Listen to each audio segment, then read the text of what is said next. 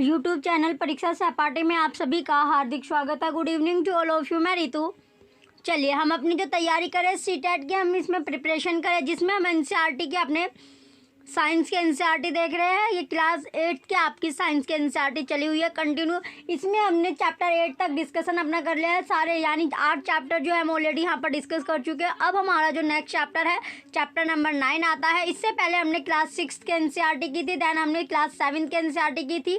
इन सभी की जो क्लासेज है वीडियो है वो आपको प्लेलिस्ट में मिल जाएगी। अलग अलग प्लेलिस्ट आपकी बनी हुई है। क्लास 6 की अलग है, क्लास 7 की अलग है, क्लास 8 की आपके अलग है।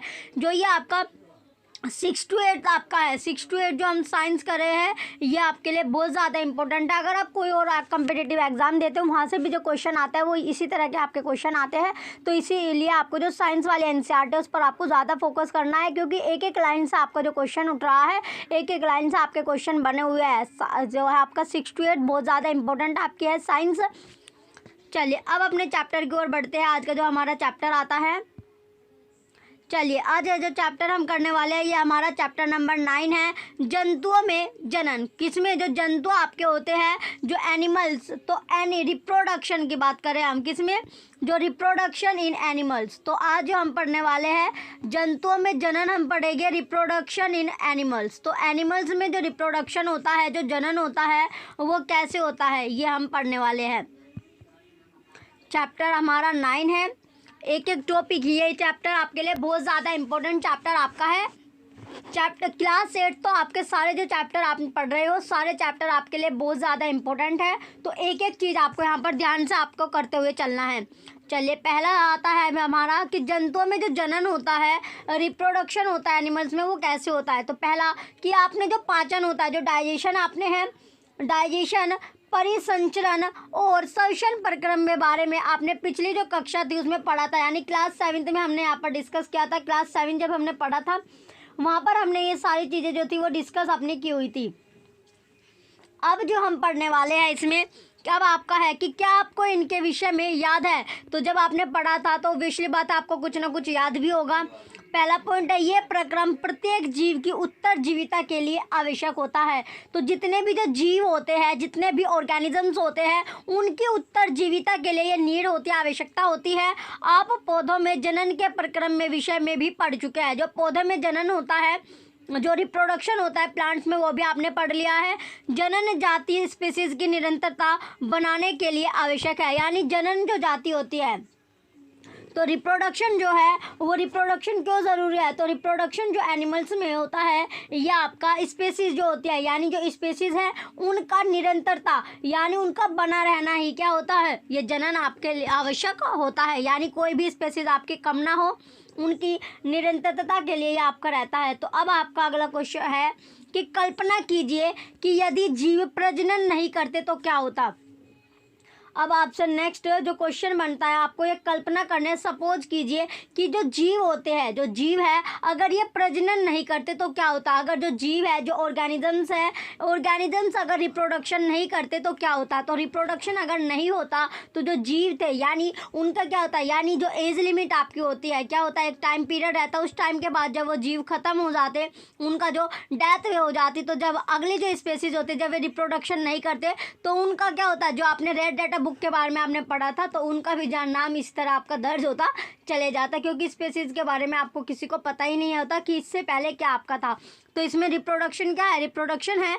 तो इसमें जो आपका हो, तो इसमें पहला आता है कि आप इस बात को मानेंगे कि जीवों में जनन का विशेष महत्व होता है। जो जीव है, जो ऑर्गेनिजम्स है, उनमें जो आपका रिप्रोडक्शन का बहुत ज़्यादा आपका महत्व होता है, इंपॉर्टेंस होता है, क्योंकि यह एक ऐसे जीवों में पीढ़ी दर पीढ़ी निरंतरता बनाए रखना सुनिश्चित करता है। आप पिछली कक्षा में पौधों में जनन के विषय में पढ़ ही चुके हैं। तो आपने जो पिछली कक्षा थी यानी क्लास 7 की बात करा है, तो वहाँ पर आपने जो रिप्रोडक्शन देखा था, प्लांट्स में देखा था, पौधों में जनन कैसे होता है वो सब हमने वहाँ पर पढ़ा था।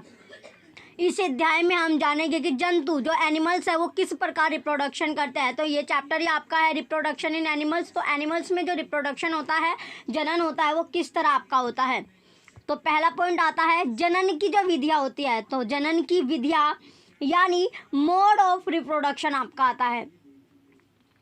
पहला पॉइंट है जनन की विधियाँ, जो मोड ऑफ रिप्रोडक्शन है। तो यहाँ पर पहला क्वेश्चन बनता है, क्या आपने विभिन्न जंतुओं के बच्चों को देखा है? यानी जैसे जो जंतु होते हैं, एनिमल्स आपके हैं, तो उनके बच्चों को आपने देखा है? ओब्वियसली बात है, आपने देखा होगा। आपने विभिन्न जो जंतु हैं उनके बच्चों का जन्म होते हुए भी देखा होगा। तो विभिन्न जो जंतु होते हैं उनका जब जन्म होता है, जो वे बच्चों को जन्म देते हैं, तो नई जो ऑफस्प्रिंग होता है, नया जो बच्चा जन्म लेता है, उसको भी आपने देखा होगा। तो अब है क्वेश्चन कि क्या आप बता सकते हैं कि चूजे और बिल्ली, जो चूजे है और जो इल्ली आपका है, चूजे और जो बिल्ली है यानी कैटरपिलर, एक किस प्रकार जन्म लेते हैं? बिलोटे और पिल्ले का जन्म किस प्रकार होता है? क्या आप सोचते हैं कि जन्म से पूर्व ये जीव वैसे ही दिखाई देते थे जैसे कि वह अब दिखाई देते हैं? आइए पता लगाते हैं। तो यहाँ पर पूछा गया, जैसे आपने देखा होगा जो बिलोटे होते हैं यानी बिल्ली के बच्चे को बिलोटे बोला जाता है, और जो आपका पिल्ला है यानी पपी होता है, उसका जो जन्म है, जो उसका बर्थ होता है, वो किस प्रकार आपका होता है? इस बारे में क्या आप सोचते हैं कि जन्म से पहले जो जीव थे, जो ऑर्गेनिजम्स थे, वो कैसे दिखाई देते थे? जब उनका जो जन्म है वो नहीं हुआ था, जब वो बर्थ नहीं हुआ था, तो उस टाइम पर वे कैसे दिखाई देते हैं? इन सभी के बारे में हम आगे जो चैप्टर है एक एक पॉइंट यहाँ पर अपना डिस्कस करने वाले हैं। तो पौधों की ही तरह जो पौधे थे, जैसे प्लांट्स थे, तो प्लांट्स की तरह ही एनिमल्स भी जनन की 2 विधियाँ होती है। यह यानी रिप्रोडक्शन की 2 विधि आपकी है। तो रिप्रोडक्शन कितने टाइप का है? 2 तरह का आपका रिप्रोडक्शन है। कैसे? पहला होता है लैंगिक जनन, दूसरा होता है अलैंगिक जनन। यानी एक तो सेक्सुअल रिप्रोडक्शन आपका होता है, सेक्सुअल रिप्रोडक्शन होता है, दूसरा होता है असेक्सुअल रिप्रोडक्शन। सेक्सुअल रिप्रोडक्शन और असेक्सुअल रिप्रोडक्शन के बारे में हम यहाँ पर पढ़ने वाले हैं। ये होता है असेक्सुअल रिप्रोडक्शन। तो दोनों रिप्रोडक्शन के बारे में हम बारी बारी अपना पढ़ेंगे, कंटिन्यू करेंगे। तो लैंगिक जनन और अलैंगिक जनन, सेक्सुअल रिप्रोडक्शन होता है लैंगिक जनन और अलैंगिक जनन होता है असेक्सुअल रिप्रोडक्शन। तो पहला पॉइंट आता है हमारा, इससे पहले हम एक जो इसमें अभी हमारा पूछा था कि ये आपका जो श्रेणी थी कि जो एनिमल्स है आपका, और उनसे जो एनिमल्स जो जंतु होते हैं, तो उनके जो बच्चे हैं उनको क्या बोला जाता है? तो देखिए इसमें जो जंतु है और ये संतति बच्चे यानी यंग वंस, इसको क्या बोलते हैं इंग्लिश में? यंग वन आपका बोलते हैं। जैसे मनुष्य होता है, जो ह्यूमन है, उसका जो बच्चा होता है उसको क्या बोलते हैं? शिशु या फिर बेबी हम उसको बोलते हैं। क्या बोलते हैं? कि बेबी हुआ है। और इसी तरह बिल्ली आपका होता है, तो बिल्ली का जो बच्चा होता है, बिल्ली के बच्चे को किटन आपका बोला जाता है। बिल्ली के बच्चे को किटन बोला जाता है। कुत्ता का जो बच्चा होता है तो उसे जैसे पिल्ला हम बोलते हैं, तो पिल्ला यानी पपी उसको बोलते हैं। क्या बोलते हैं? पपी बोला जाता है। तितली के बच्चे को निम्फ बोला जाता है। और मुर्गी जो कुक्कट होता है उसका बच्चा चूजा होता है, उसके बच्चे को क्या बोला जाता है? चूजा यानी चिक आपका होता है। चूजे को चिक आपका बोलते हैं इंग्लिश में। गाय होता है, तो गाय का जो बच्चा होता है उसे बछड़ा या फिर काल्प आपका बोला जाता है। मेंढक के बच्चे को टैडपोल आपका बोला जाता है। मेंढक का जो फ्रॉग होता है, जो मेंढक होता है, उसका बच्चा क्या होता है? टैडपोल आपका होता है। तो यहाँ पर आप देख सकते हैं मनुष्य का बच्चा बेबी होता है, शिशु आपका होता है। बिल्ली का बच्चा किटन होता है। ये टेबल इंपॉर्टेंट आपका है, यहाँ से क्वेश्चन आपके पूछे जाते हैं, इंपॉर्टेंट टेबल आपके लिए है। तो ये आपको अच्छे से आपको नाम ही देख लेने हैं कि किसके, यानी बिल्ली के बच्चे को क्या बोला जाता है, कुत्ते के बच्चे को क्या बोला जाता है, तितली का बच्चा क्या होता है, गाय के बच्चे को क्या बोला जाता है। तो ये सारी जो चीज़ें आपको सातों के सातों जो टेबल में आपको नाम दिए गए हैं इंपॉर्टेंट आपके हैं। चलिए अब हम नेक्स्ट अपने टॉपिक की ओर चलते हैं। अब आता है लैंगिक जनन। अब हम पढ़ने वाले हैं कि जो लैंगिक जनन होता है, जो सेक्सुअल रिप्रोडक्शन आपका है, तो लैंगिक जनन यानी सेक्सुअल रिप्रोडक्शन की इसमें बात कर रहे हैं। सेक्सुअल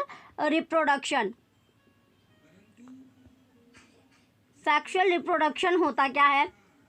तो इसमें पहला पॉइंट आता है, जैसे आपने कक्षा 7वीं में, जब कक्षा 7 की हम बात कर रहे हैं, वहाँ पर आपने जो प्लांट्स में यानी जो पादप होते हैं, पादप में आपने जनन देखा था। पौधों में जनन के विषय में हम ऑलरेडी पढ़ चुके हैं। तो इसे आपको याद करने का आपको प्रयास करना है। आपको याद होगा कि लैंगिक जनन करने वाले पौधों में नर और मादा जननांग भाग होते हैं। यानी एक ही जो पौधा था आपका लैंगिक जनन में क्या था, पौधे में नर और मादा क्या थे? जननांग भाग आपके होते थे। कौन से भाग होते थे? जननांग भाग आपके होते थे। रिप्रोडक्टिव जो आपका वे आपके होते थे, तो जनन भाग होता था, रिप्रोडक्टिव पार्ट वहाँ पर होता था। अब यहाँ पर क्वेश्चन बनता है कि क्या आप इन भागों के नाम बता सकते हैं? तो इसलिए आपको बोला जा रहा है कहीं से भी आपका यानी चैप्टर जो होता है रिलेट आपका करता है। इसलिए सबसे पहले आपने क्लास 6 की सारी आपको देखनी है वीडियो, फिर आपको क्लास 7 की, देन आपको क्लास 8 की अपनी जो क्लासेज है वो आपको देखनी है। तो इसमें है कि क्या ओपिनियन, जो भाग आपको बताए गए जो पार्ट है उनके नाम आप बता सकते हैं। तो जंतुओं में भी नर एवं मादा में विभिन्न जनन भाग अथवा अंग होते हैं।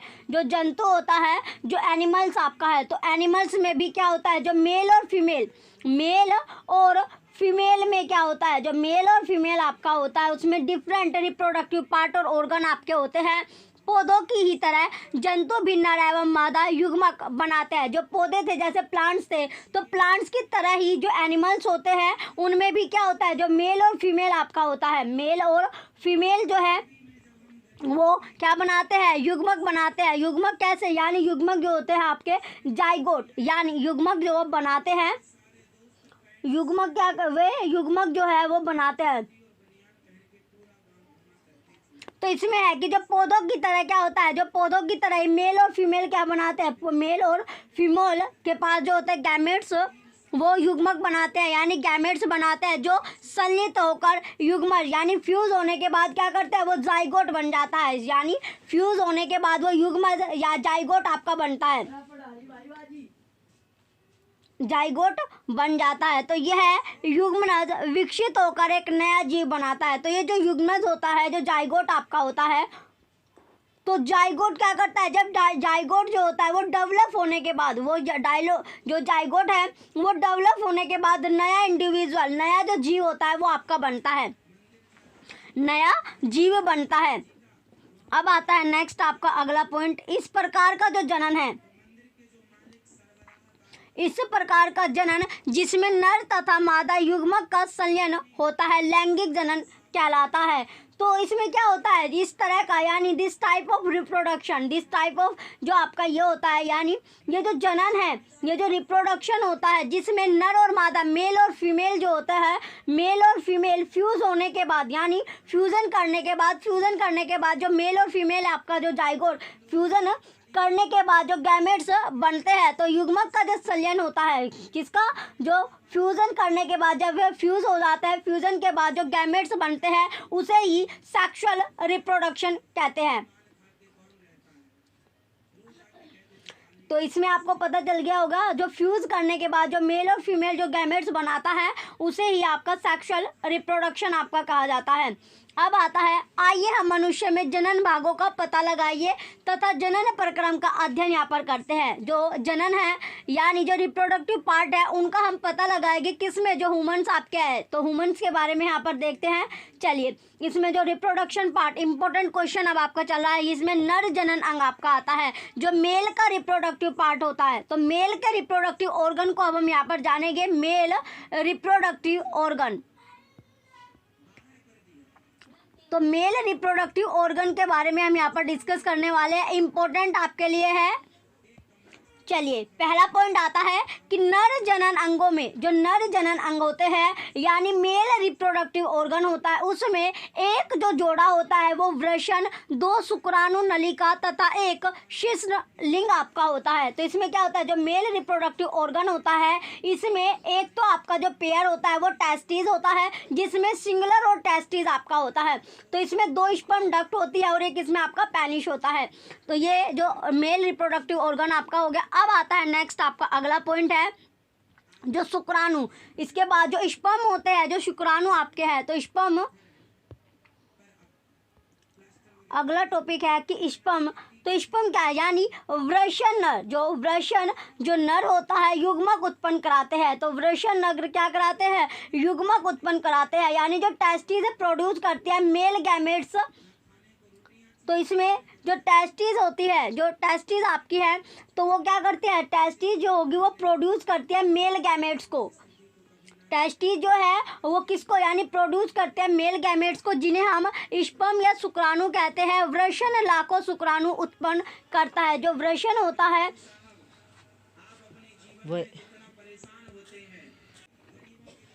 अब आता है कि जो वृषण होता है जो लाखों क्या करता है, जो शुक्राणु होता है उनको प्रोड्यूस करता है। तो millions of sperm are produce by the testis. तो टेस्टिस के द्वारा, तो टेस्टिस क्या करती है, वो स्पर्म को प्रोड्यूस करते हैं। कितनी, यानी जो संख्या होते हैं वो मिलियंस आपके होते हैं। तो millions of sperm are produce by the testis. तो टेस्टिस के द्वारा ये आपके ये क्या होते हैं, स्पर्म जो होते हैं वो प्रोड्यूस्ड आपके होते हैं। अब पिक्चर हम देखेंगे, देन हम पिक्चर के बाद आगे इसमें डिस्कस करेंगे। इससे पहले हम एक बार पिक्चर देख लेते हैं, जो मेल रिप्रोडक्टिव ऑर्गन की आपकी जो पिक्चर होती है।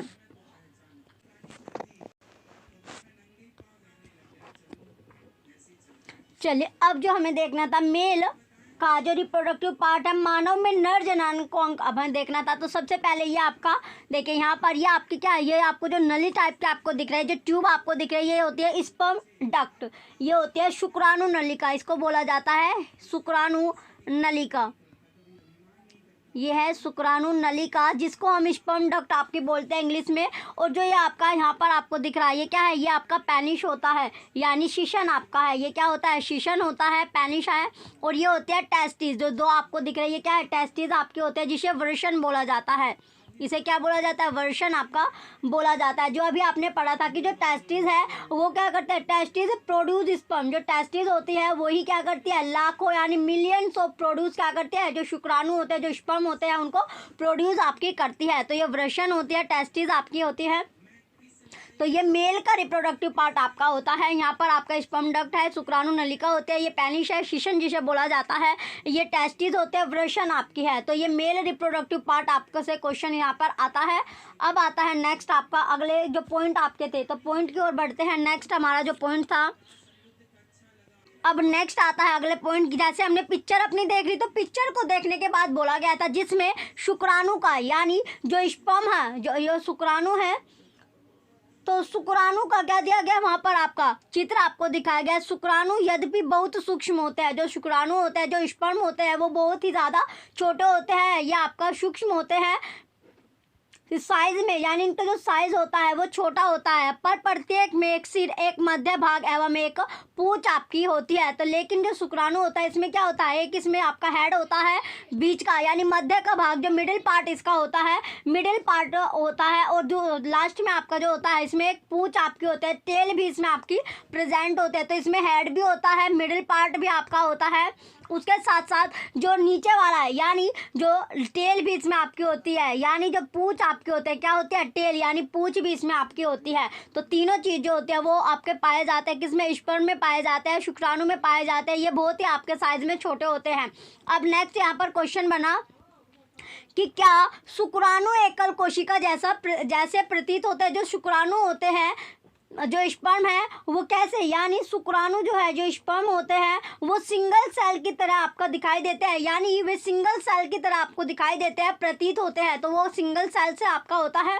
अब आता है नेक्स्ट कि वास्तव में हर शुक्राणु में कोशिका के सामान्य संगठक पाए जाते हैं। तो रियलिटी में क्या है, रियलिटी ये है कि जो शुक्राणु होता है, जो स्पर्म होता है, ये सिंगल सेल का एक आपका कंपोनेंट होता है। तो single cell usual cell component आपका होता है, ये संगठन होता है, कंपोनेंट होता है सिंगल सेल में।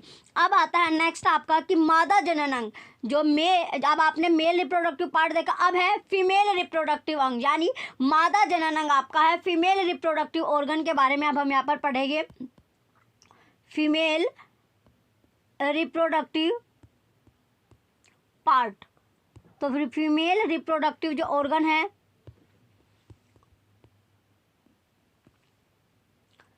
तो यहाँ पर पहला पॉइंट आता है कि मादा जननांगों में एक जोड़ी अंडाशय, अंडवाहिनी, डिंबवाहिनी तथा गर्भाशय होता है। क्या होता है, जो गर्भाशय होता है। तो जो मादा होती है यानी फीमेल रिप्रोडक्टिव ऑर्गन्स में क्या होता है, एक पेयर होता है ओवरीज का, एक पेयर होता है ओवरीज का, यानी दो जो आपके होते हैं वहाँ पर पेयर, यानी उस वहाँ पर दो आपके क्या होते हैं, अंडाशय होते हैं, ओवरी आपकी होती है, एक वहाँ पर अंडवाहिनी है जिसे ओविडक्ट हम बोलते हैं, यानी फैलोपियन ट्यूब आपकी होता है। डिंबवाहिनी फैलोपियन जो ट्यूब होती है वो बोला जाता है। और जो गर्भाशय है यानी यूटेरस आपका होता है, क्या होता है, यूटेरस आपका होता है। तो ये जो था आपका फीमेल का है। अब है कि जो अंडाणुडिंब, तो अंडाणुडिंब आपका क्या, इससे पहले एक बार पिक्चर देख लेते हैं हम फीमेल रिप्रोडक्टिव ऑर्गन की।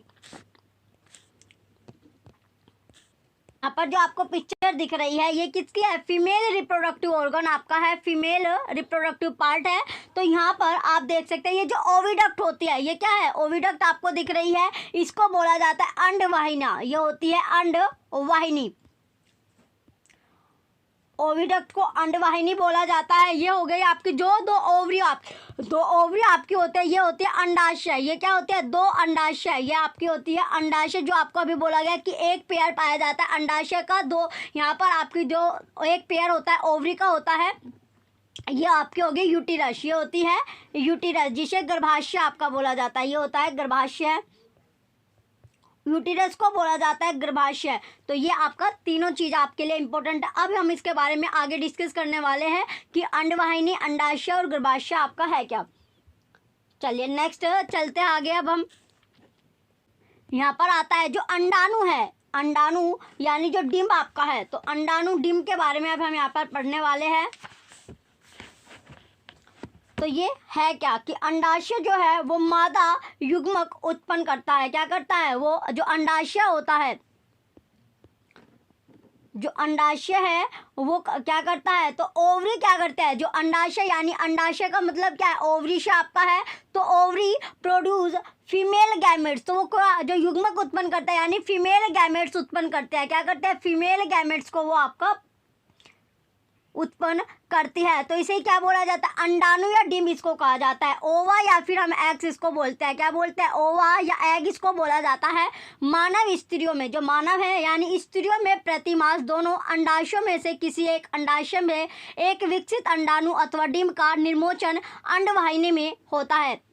तो जो मानव है यानी जो ह्यूमन्स बींग में क्या होता है, जो ह्यूमन्स बींग है, तो इनमें एक जो आपका सिंगल मैच्योर्ड एग क्या होता है, रिलीज आपका होता है इनटू, यानी जो ओविडक्ट है by one of the ovaries every month. तो हर महीने का एक साइकिल आपका रहता है 28 पीरियड 28 का, तो 28 डेज का ये आपका साइकिल रहता है, जिसमें जो एक इसमें जो आपने दो ओवरी आपने देखा, तो दो ओवरी में से कोई सी न कोई सी एक ओवरी होती है, वहाँ से आपका जो एक एग होता है वो हर 28 जो साइकिल आपका रहता है 28 डे का, वहाँ से आपका जो एक एग रिलीज होता है कहाँ पर, ओविडक्ट में, और ये आपका मंथली आपका चलता रहता है। अब है कि गर्भाशय वह भाग है जहाँ शिशु का विकास होता है। जो गर्भाशय होता है, जो यूटिरस होता है, वो पार्ट होता है जहाँ पर जो बेबी है, जो शिशु होता है, उसका विकास होता है, उसका डेवलपमेंट आपका होता है। शुक्राणु की तरह अंडाणु भी एकल कोशिका होते हैं। जैसे शुक्राणु होते हैं, स्पर्म होता है, उसी की तरह जो अंडाणु होते हैं, जो एग होते हैं, तो वो भी क्या होता है, एकल कोशिका आपकी होते हैं, सिंगल सेल कोशिका है, सिंगल सेल्ड आपकी रहती है।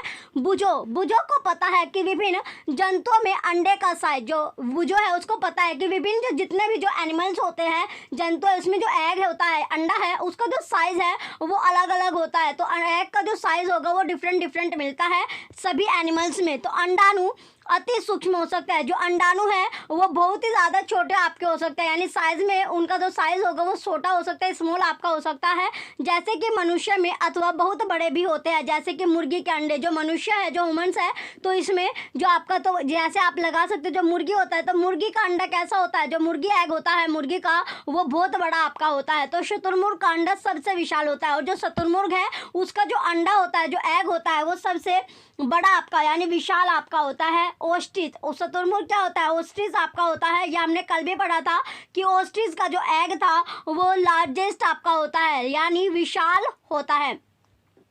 अब आता है नेक्स्ट आपका अगला पॉइंट, निषेचन यानी फर्टिलाइजेशन। अब हम पढ़ने वाले हैं फर्टिलाइजेशन के बारे में कि फर्टिलाइजेशन जो निषेचन होता है वो है क्या। तो जो फर्टिलाइजेशन आपका है, फर्टिलाइजेशन या निषेचन है क्या, तो जनन प्रक्रम का पहला चरण, जनन प्रक्रम का जो पहला चरण यानी रिप्रोडक्शन का जो पहला स्टेप आपका होता है, पहला जो स्टेप होगा वही वो क्या होता है, शुक्राणु और अंडाणु का संलयन होता है। तो जो शुक्राणु होते हैं या फिर जो अंडाणु है, तो स्पर्म और जो एग है, स्पर्म और जो एग का क्या करता है, फ्यूजन, यानी ये होता है, इसमें जो फ्यूजन होता है स्पर्म और एग का आपका होता है, जब शुक्राणु अंडाणु के संपर्क में आते हैं, जो शुक्राणु होते हैं, जो स्पर्म होते हैं, वो एग के कांटेक्ट में आते हैं, तो इनमें से एक शुक्राणु अंडाणु के साथ संलयित हो जाता है। तो इसमें क्या होता है, जो एक शुक्राणु रहता है, जो एक स्पर्म रहता है, जो लाखों की संख्या में आपका रहता है, मिलियंस रहते हैं, तो वहाँ पर जो स्पर्म होता है वो जो अंडाणु है, जो एग होता है, उसके कॉन्टैक्ट में आने के बाद उसको क्या करता है, फ्यूज़न करता है। उसमें जब फ्यूज़न होता है तो वो आपका फर्टिलाइजेशन कहलाता है। तो शुक्राणु और अंडाणु का यह जो संलयन होता है, इसी को फर्टिलाइजेशन या निषेचन आपका कहला जाता है। तो जब स्पर्म और जो स्पर्म और एग का जो आपका होता है फ्यूज़न, इसी को फर्टिलाइजेशन आपका बोला जाता है, निषेचन आपका कहा जाता है। तो निषेचन के समय, जब फर्टिलाइजेशन के टाइम पर जो स्पर्म और जो एग होता है, यानी जो ओवम आपका है, वो संलित होकर एक हो जाते हैं। निषेचन के परिणाम स्वरूप युग्मज का निर्माण होता है। फिर क्या होता है, फर्टिलाइजेशन, जब जो फर्टिलाइजेशन आपका चला, यानी वो फर्टिलाइज होने के बाद जब ये फॉर्मेशन आपका चलता है, तो रिजल्ट क्या होता है, तो रिजल्ट में ये फर्टिलाइजेशन जब होता है तो इससे एग और जाइगोट आपका बनता है। तो ये फॉर्मेशन किसका होता है, इससे जो एग या फिर जाइगोट का यहाँ पर फॉर्मेशन होता है। क्या आपको जानकारी थी कि एक युग्मज एक व्यष्टि का प्रारंभ है? तो आपसे पूछा गया है कि आपको ये, आप जानते थे कि जो युग्मज होता है, जो आपका युग्मज है, यानी जो जाइगोट होता है, वो जाइगोट क्या करता है, एक नया, यानी वो बिगिनिंग होती है किसकी, यानी वो बिगिनिंग है एक नए इंडिविजुअल की। ये जो नया जो जीव आने वाला है उसका प्रारंभिक आपका होता है। तो न्यू इंडिविजुअल की बिगिनिंग होती है जाइगोट आपका युग्मज।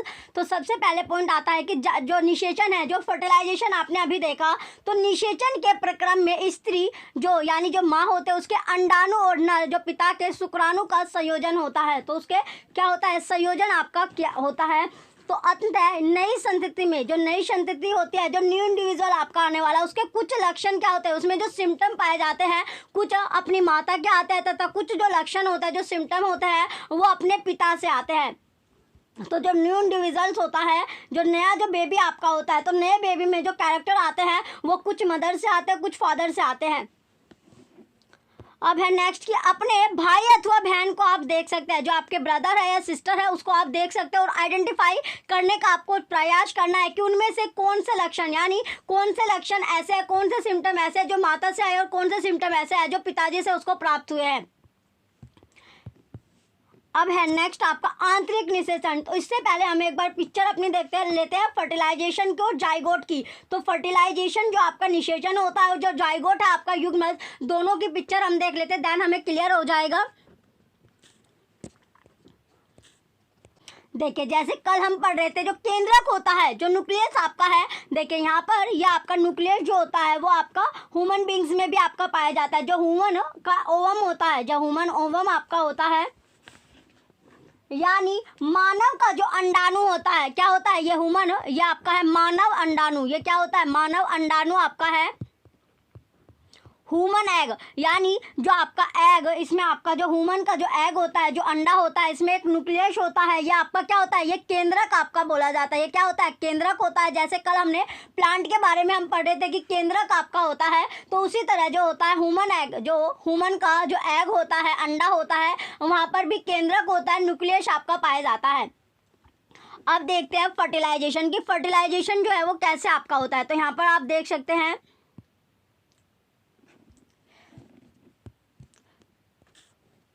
तो ये होता है फर्टिलाइजेशन, यानी ये निषेचन का प्रोसेस आपका है। निषेचन की पिक्चर है। तो निषेचन जो फर्टिलाइजेशन आपका होता है, निषेचन यानी फर्टिलाइजेशन आप इसको कह सकते हैं। ये होता है, इंग्लिश में इसको फर्टिलाइजेशन हम बोलते हैं।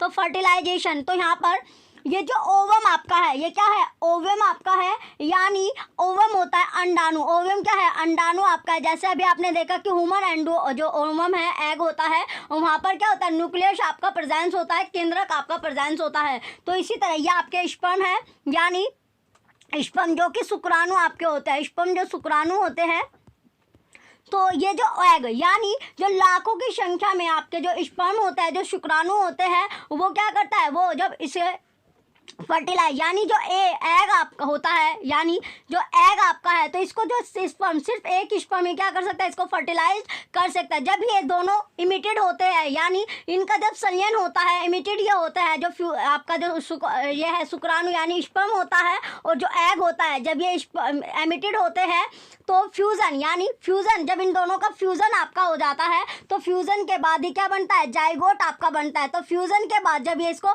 फ्यूज़ कर देगा, यानी फ्यूज़न हो जाएगा इन दोनों में, उसके बाद जो जाइगोट आपका बनता है। तो एक ही शुक्राणु जो होता है वो अंडाना, जो ओवम होता है, जो एग होता है, उसको फर्टाइल कर देता है। अब चलते हैं कि जब फ्यूज़न के बाद जो जाइगोट आपका बनता है वो कैसे आपका बनता है।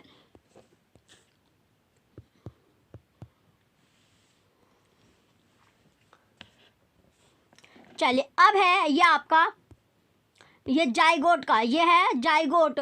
जो जाइगोट होता है यानी युग्मज आपका है, ये होता है युग्मज। तो यहाँ पर ये फ्यूजन न्यूक्लाई आपका है, तो फ्यूजन न्यूक्लाई यानी संयुक्त केंद्रक आपका होता है, ये होता है संयुक्त केंद्रक।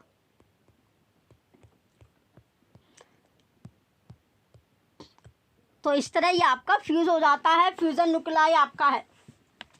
अब चलते हैं नेक्स्ट आपका आगे कि जो आंतरिक यानी इंटरनल फर्टिलाइजेशन और एक्सटर्नल फर्टिलाइजेशन के बारे में अब हम यहाँ पर बात करेंगे। सबसे पहले आता है आंतरिक निषेचन, यानी इंटरनल जो फर्टिलाइजेशन होता है, इंटरनल फर्टिलाइजेशन, इंटरनल फर्टिलाइजेशन यानी आंतरिक जो निषेचन होता है, तो वह निषेचन, वह फर्टिलाइजेशन जो मादा के शरीर के अंदर होता है, यानी जो मादा होती है, जो फीमेल बॉडी के अंदर होता है, इंटरनल आपका होता है, उसे बोला जाता है आंतरिक निषेचन। वो क्या कहलाता है, इंटरनल फर्टिलाइजेशन आपका कहलाएगा, यानी फीमेल की बॉडी के अंदर होता है, इनसाइड आपका होता है, उसे बोला जाता है आपका इंटरनल फर्टिलाइजेशन या फिर आंतरिक निषेचन। मनुष्य, जैसे एग्जाम्पल के तौर पर जो मनुष्य होता है, या फिर जो गाय है, कुत्ते या मुर्गी इत्यादि, जो इस तरह के जो एनिमल्स होते हैं, एनिमल्स में क्या होता है, आंतरिक निषेचन आपका होता है, इंटरनल फर्टिलाइजेशन आपका होता है। अब आता है नेक्स्ट आपका, क्या आपने परकनली, जो परकनली होती है, तो परकनली शिशु के विषय में सुना है।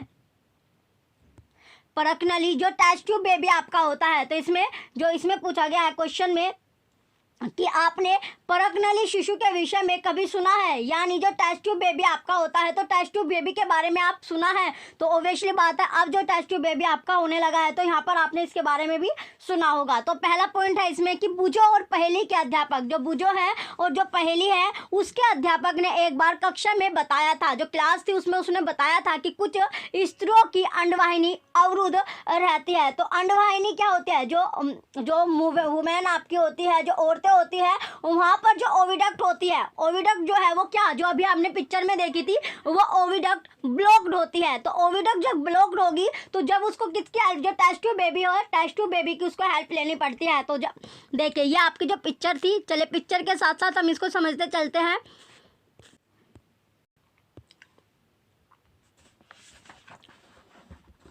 चलिए यहाँ पर जो आपने देखा था, जो अंड ये आपका था, तो जो ओविडक्ट आपकी होती है, जो ओविडक्ट होती है, ये क्या हो जाती है, ब्लॉक्ड आपकी हो जाती है। तो ये ब्लॉक जब हो जाती है तो जो अंडवाहिनी आपका होता है, इसको ओविडक्ट को बोला जाता है यहाँ पर अंडवाहिनी।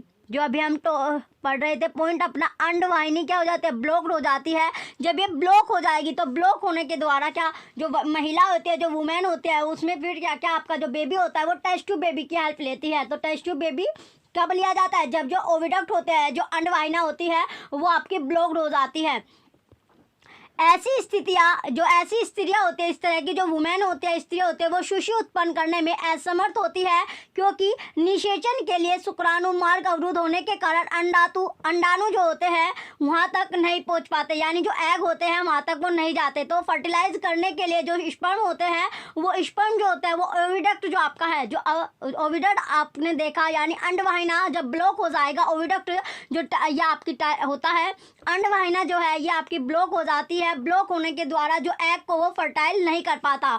ये ऐसी स्थिति में डॉक्टर या चिकित्सक जो होता है वो ताज़ा अंडाणु एवं शुक्राणु एकत्र करके उचित माध्यम में कुछ घंटों के लिए एक साथ रखते हैं, जिससे IVF अथवा इनविट्रो निषेचन, शरीर से बाहर कृत्रिम निषेचन हो सके। तो इसमें क्या होता है, तो इस तरह की जब सिचुएशन होती है कि जब ओविडक्ट आपकी ब्लॉक्ड रहती है, तो उस टाइम पर जो डॉक्टर होते हैं वो ताज़ा जो अंडाणु होता है यानी फ्रेश एग आपका होता है और जो शुक्राणु होता है, जो स्पर्म होता है, उसको कलेक्ट करते हैं और कलेक्ट करने के बाद वो कुछ घंटों के लिए यानी कुछ आवर के लिए क्या करते हैं, एक साथ उनको रखते हैं, जिससे जो IVF होता है या फिर जो इनविट्रो निषेचन जो होता है, इनविट्रो फर्टिलाइजेशन यानी शरीर से बाहर आपका यानी आर्टिफिशियल फर्टिलाइजेशन आपका होता है। तो वो कौन सा, यानी ये फिर आपका जो फर्टिलाइजेशन इसका कराते हैं बाहर, जब ये बॉडी से बाहर आपका फर्टिलाइज कराता है, तो इसमें फर्टिलाइजेशन क्या हो रहा है, बॉडी से बाहर आपका हो रहा है। तो फर्टिलाइज जो हो रहा है यानी स्पर्म जो एग है, जो अंडा होता है, उसको जो फर्टिलाइज किया जा रहा है वो आपका बाहर यानी आउटसाइड बॉडी से बाहर की तरफ आपका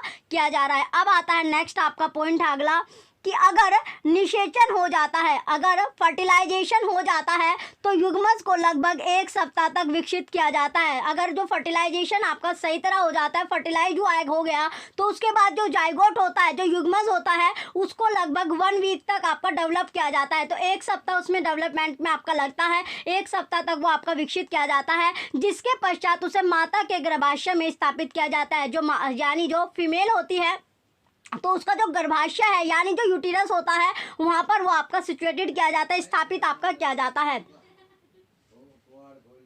तो वो वहाँ पर स्थापित आपका किया जाता है। अब है कि माता के गर्भाशय में जो माता का जो यूटिरस होता है, फीमेल का जो यूटिरस है, वो वहाँ पर पूरी तरह से विकास होता है। तो पूरी फिर आपका अगला का जो आगे का जो प्रोसेस होता है वो गर्भाशय में यूटिरस में आपका पूरी तरह होता है, तथा शिशु का जन्म सामान्य शिशु की तरह ही होता है। फिर जो शिशु का जन्म होता है, जो बेबी का जो बर्थ होगा वो कैसे होगा, यानी सामान्य जैसे नॉर्मल आपका जो बच्चा होता है उसी तरह आपका जो बेबी होगा वो वहाँ से डेवलप उसका होता रहता है, और जो बर्थ होगा वो भी आपका एज इट इज आपका होता है।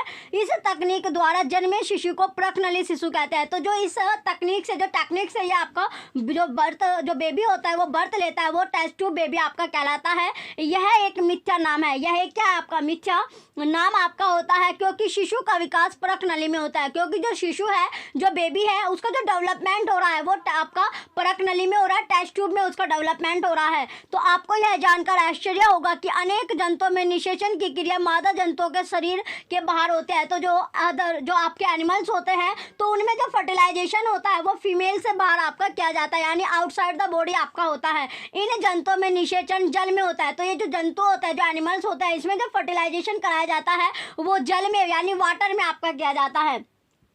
तो इनका जो ग्रोथ होती है वो कहाँ पर होते हैं, इनकी जो ग्रोथ कराई जाती है वो वाटर में आपकी कराई जाती है। अब आता है नेक्स्ट आपका अगला पॉइंट है,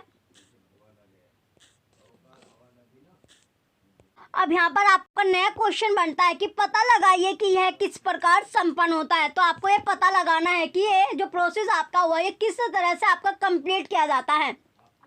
वसंत अथवा वर्षा ऋतु के समय, जब वसंत होता है या फिर जब वर्षा ऋतु आपका होता है, यानी स्प्रिंग या फिर जो रेनी सीजन होता है, उस समय आपको जो तालाब होता है, जो पौंड होता है, तो अथवा मंद गति से बहते झरने का भ्रमण आपको करना है। फिर क्या करना है, या तो तालाब हो या फिर आपका जो झरना होता है, तो झरने का आपको भ्रमण करना है। जल पर तैरते हुए मेंढक के अंडों को ढूंढिए। जो जल पर तैरते हुए जो मेंढक के जो एग होता है, जो आपके मेंढक है यानी फ्रॉग है, उसके अंडे को आपको देखना है, एग को देखना है। अंडों के रंग तथा साइज को आपको फिर नोट करना है। जो अंडों का जो कलर होगा या फिर जो उनका साइज है वो आपको नोट कर लेना है। वसंत अथवा वर्षा ऋतु में मेंढक तथा टोड़ पोखर, तालाब और मंद गति से बहते झरने की ओर जाते हैं। तो जब रेनी सीजन आपका होता है, जब बारिश आपकी पड़ती है, तो उस टाइम पर जो मेंढक होते हैं या फिर जो टोड़ पोखर आपका होता है, तो टोड़ जो पोखर आपका होता है वो तालाब और मंद गति से बहते हुए जो झरना है उसकी ओर वो जाते हैं। जब नर तथा मादा एक साथ पानी में आते हैं तो मादा सैकड़ों अंडे देती है। जब जो मेल और फीमेल आपका जो वाटर होता है, जो वाटर आपका है यानी पानी में वे जब दोनों एक साथ होते हैं, तो वहाँ पर क्या होता है, जो मादा होती है, जो फीमेल होती है, वो वहाँ पर सैकड़ों अंडे देती है। तो सैकड़ों अंडे जो 100 ऑफ एग्स वहाँ पर आपके दिखाई देंगे। तो एग्स ऑफ फ्रॉग अब हम देखते हैं कि अंडे जो है फ्रॉग के, जो मेंढक के, वो कैसे आपके होते हैं। चलिए इसमें पिक्चर आपकी दी गई है, वो पिक्चर देखेंगे। पहला है इसमें पॉइंट अगला कि मुर्गी के अंडे की तरह मेंढक के अंडे, जो मुर्गी के अंडे हैं तो उसी की तरह जो मेंढक के अंडे होते हैं वो भी कवच से ढके नहीं होते। तो जैसे मुर्गी के अंडे जो होते हैं और जो मेंढक के अंडे हैं वो भी आपका जो कवच होता है, जो आपका कवरिंग होता है, उससे वो आपके नहीं ढके हुए होते। यह अपेक्षाकृत बहुत कोमल होता है। तो ये कैसे होता है, यानी सॉफ्ट आपके होते हैं। जेली की एक परत, जो जेली होती है तो जेली की तरह ये एक लेयर होती है, अंडों को एक साथ रखती है तथा इनकी सुरक्षा भी करती है, और इनकी क्या करते हैं, सुरक्षा भी वो करती है। अब देखते हैं कि अंडे जो है फ्रॉग के, मेंढक के अंडे कैसे आपके होते हैं। देखिए यहाँ पर आपको ये जो गोल गोल आपको दिख रहे हैं ये क्या है, ये आपके जो फ्रॉग है, मेंढक है, उसके अंडे आपको दिख रहे हैं। और यहाँ पर जो व्हाइट कलर के आपको क्या दिख रही है, एक लेयर सी होती है, ये इनको सॉरी ये इनको एक साथ बांधे रखती है। अब चलते हैं नेक्स्ट अगले पॉइंट की ओर। नेक्स्ट पॉइंट आता है अब हमारा जो बाह्य निषेचन आपका होता है, यानी बाहर का, जो बाहर फर्टिलाइजेशन आपका कराया जाता है। एक्सटर्नल फर्टिलाइजेशन की इसमें बात करते हैं कि एक्सटर्नल फर्टिलाइजेशन आपका होता क्या है। तो जो एक्सटर्नल फर्टिलाइजेशन है क्या, तो एक्सटर्नल फर्टिलाइजेशन इसमें देखते हैं कि एक्सटर्नल फर्टिलाइजेशन होता क्या है। जैसे मादा जो फीमेल आपकी होती है, जैसे ही अंडे देती है, नर उस पर शुक्राणु छोड़ देता है। तो जब जो फीमेल अंडे देती है, जो फीमेल है वो अंडे देगी, एग देती है, तो उस टाइम पर क्या होता है, जो नर होता है, मेल आपका होता है, वो वहाँ पर स्पर्म छोड़ देता है। प्रत्येक शुक्राणु अपनी लंबी पूंछ की सहायता से जल में इधर उधर तैरते रहते हैं। जो प्रत्येक जो शुक्राणु होता है, जो स्पर्म होता है, जो उनकी टैल आपको बताई थी, जो लंबी पूंछ होते हैं, उसकी सहायता से क्या करता है, वो जो जल होता है वो जल में इधर उधर तैरते रहते हैं। तो जल में वो क्या करते हैं, यानी तैरना, स्विमिंग करते रहते हैं। तो शुक्राणु अंड कोशिका के संपर्क में आते हैं। जैसे स्पर्म जो होता है वो अंड कोशिका आपका जो होता है, जो एग की सेल है, उसके कॉन्टैक्ट में आते हैं, जिसके फलस्वरूप निषेचन होता है। तो उसके दौरान क्या होता है, फर्टिलाइजेशन आपका होता है। इस प्रकार का निषेचन जिसमें नर एवं मादा युग्मक का संलयन मादा के शरीर से बाहर होता है। तो इस टाइप का जो फर्टिलाइजेशन होता है जिसमें मेल और फीमेल जो आपके गैमेट होते हैं उनका जो संलयन होता है, यानी जो फ्यूजन होता है, वो फीमेल की बॉडी से बाहर आपका होता है, वो बाह्य निषेचन आपका कहलाता है, एक्सटर्नल फर्टिलाइजेशन आपका कहलाता है। यह आपका किसके लिए, एग्जाम्पल के तौर पर जो आपका मछली होती है, जो फिश आपकी है, या फिर स्टार फिश, या फिर जो जलीय प्राणियों में आपका होता है, जो जल में जो प्राणी रहते हैं उनके बीच में जो फर्टिलाइजेशन होता है वो आपका बाह्य होता है, एक्सटर्नल फर्टिलाइजेशन वहां पर होता है। अब आता है नेक्स्ट आपका कि जो मछली और मेंढक एक साथ सैकड़ों अंडे क्यों देती है। जो मछली है या फिर जो मेंढक है वो एक साथ जो सैकड़ों अंडे क्यों देती है, जबकि मुर्गी एक समय में केवल एक ही अंडा देती है। तो यहाँ पर पूछा गया जो फिश है या फिर जो फ्रॉग आपका होता है, जो मेंढक होता है, वो एक साथ जो है सैकड़ों अंडे देता है, 100 ऑफ एग्स देता है। लेकिन जो मुर्गी होती है, जो हैंड्स है, वो एक समय में केवल एक ही अंडा देती है। तो ऐसा क्यों है, यद्यपि यह जंतु सैकड़ों अंडे देते हैं तथा लाखों शुक्राणु निर्मोचित करते हैं, सारे अंडों का निषेचन नहीं होता है और वह नया जीव नहीं बन पाता। तो जो इसमें क्या है, जो जंतु होते हैं, जो एनिमल्स होते हैं, ये सैकड़ों एग देते हैं। तो सैकड़ों अंडे देने के बाद जो लाखों जो शुक्राणु होते हैं, जो स्पर्म होते हैं, वो निर्मोचित करते हैं, तो छोड़ते हैं। तो सारे अंडों का जो निषेचन नहीं होता। जितने भी जो एग होते हैं, जो इसमें लाखों जो सैकड़ों अंडे आपके होते हैं, सारे के सारे आपके फर्टिलाइज नहीं होते हैं। और सारे जब फर्टिलाइज नहीं होंगे तो सारे के सारे जो नया जीव होता है, नया जो आपका ऑर्गेनिजम्स होता है, न्यू इंडिविजुअल्स आपका नहीं बन पाता। इसका कारण यह है कि अंडे एवं शुक्राणु निरंतर जल की गति, वायु एवं वर्षा से प्रभावित अनावृत होते रहते हैं। तो इसका रीजन ये होता है कि जो अंडे होते हैं, जो एग होते हैं या फिर जो स्पर्म है, वो निरंतर यानी कंटिन्यूसली जो जल की मूवमेंट होते हैं, जल की जो गति होती है, या फिर वायु या वर्षा से प्रभावित होकर अनावृत होते रहते हैं। प्रभावित यानी अफेक्ट होकर क्या हो जाते हैं, यानी वो उन पर अफेक्ट होने के बाद वो आपका डैमेज हो जाता है, खराब आपके हो जाते हैं। वो उस टाइम पर वो क्या हो जाते हैं, खराब आपके हो जाते हैं, खराब हो जाते हैं। अब आता है नेक्स्ट आपका कि तालाब में जो तालाब होता है उसमें दूसरे ऐसे जंतु भी होते हैं जो इन अंडों का भोजन करते हैं, और जो तालाब होता है, जो पोंड आपका होता है, तो वहाँ पर इस तरह के जंतु या एनिमल्स भी आपके रहते हैं जो इन अंडों का क्या कर लेते हैं, भोजन कर लेते हैं, इन अंडों को खा लेते हैं। तो अतः अंड कोशिका एवं शुक्राणु की बड़ी संख्या में उत्पन्न होना आवश्यक है ताकि उनमें से कुछ भी निषेचन सुनिश्चित किया जा सके। तो इसमें क्या होता है, जो अंड कोशिका आपके होते हैं, जो एंड सेल्स होती है या फिर जो स्पर्म है, अगर वे बड़ी संख्या में आपके प्रोड्यूस नहीं होंगे तो वहाँ पर क्या होगा, यानी कोई भी एग आपका फर्टिलाइज नहीं कर पाएगा, क्योंकि कुछ जो जंतु होते हैं वो एग को क्या कर लेते हैं, खा लेते हैं, उसे अपना भोजन बना लेते हैं। तो अगर वो सारे जो एग होते हैं, जो अंडे होते हैं, उनको खा लेंगे तो उनकी जो जनरेशन होगी, जो रिप्रोडक्शन से वे अपना जो जनन कर रहे हैं, वो आपका आगे क्या होगी, जो उनकी जनरेशन होगी वो खत्म होती है आपकी चली जाएगी। तो इसलिए जो अंडे या जो शुक्राणु आपके होते हैं वो आपके लाखों की संख्याओं में आपके प्रोड्यूस होते हैं। अब चलते हैं नेक्स्ट, आपका अगला पॉइंट है कि एक एकल कोशिका किस प्रकार एक बड़ा जीव बन सकता है। जो एक एकल कोशिका होती है, जो सिंगल सेल्ड है, वो आगे चलकर कैसे एक बड़ा जो जीव होता है वो कैसे बन सकती है। तो अब है अगला पॉइंट कि भ्रूण का परिवर्धन। जो भ्रूण होता है उसका परिवर्धन के बारे में इसमें हम पढ़ेंगे। तो भ्रूण का परिवर्धन कैसे होता है, डेवलपमेंट ऑफ एम्ब्रियो, जो एम्ब्रियो होती है, एम्ब्रियो का डेवलपमेंट आपका कैसे होता है, तो भ्रूण का परिवर्धन इसमें हम पढ़ेंगे। डेवलपमेंट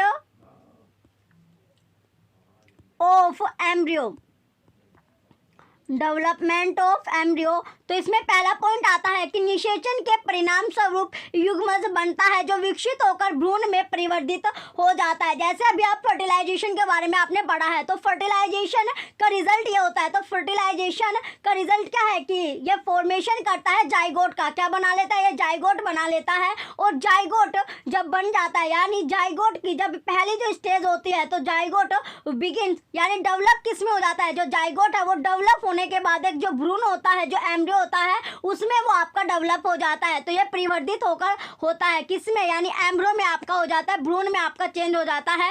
युग्मज लगातार विभाजित होकर, जो युग्मज होता है वो लगातार विभाजित होकर कोशिकाओं के गोले में बदल जाता है।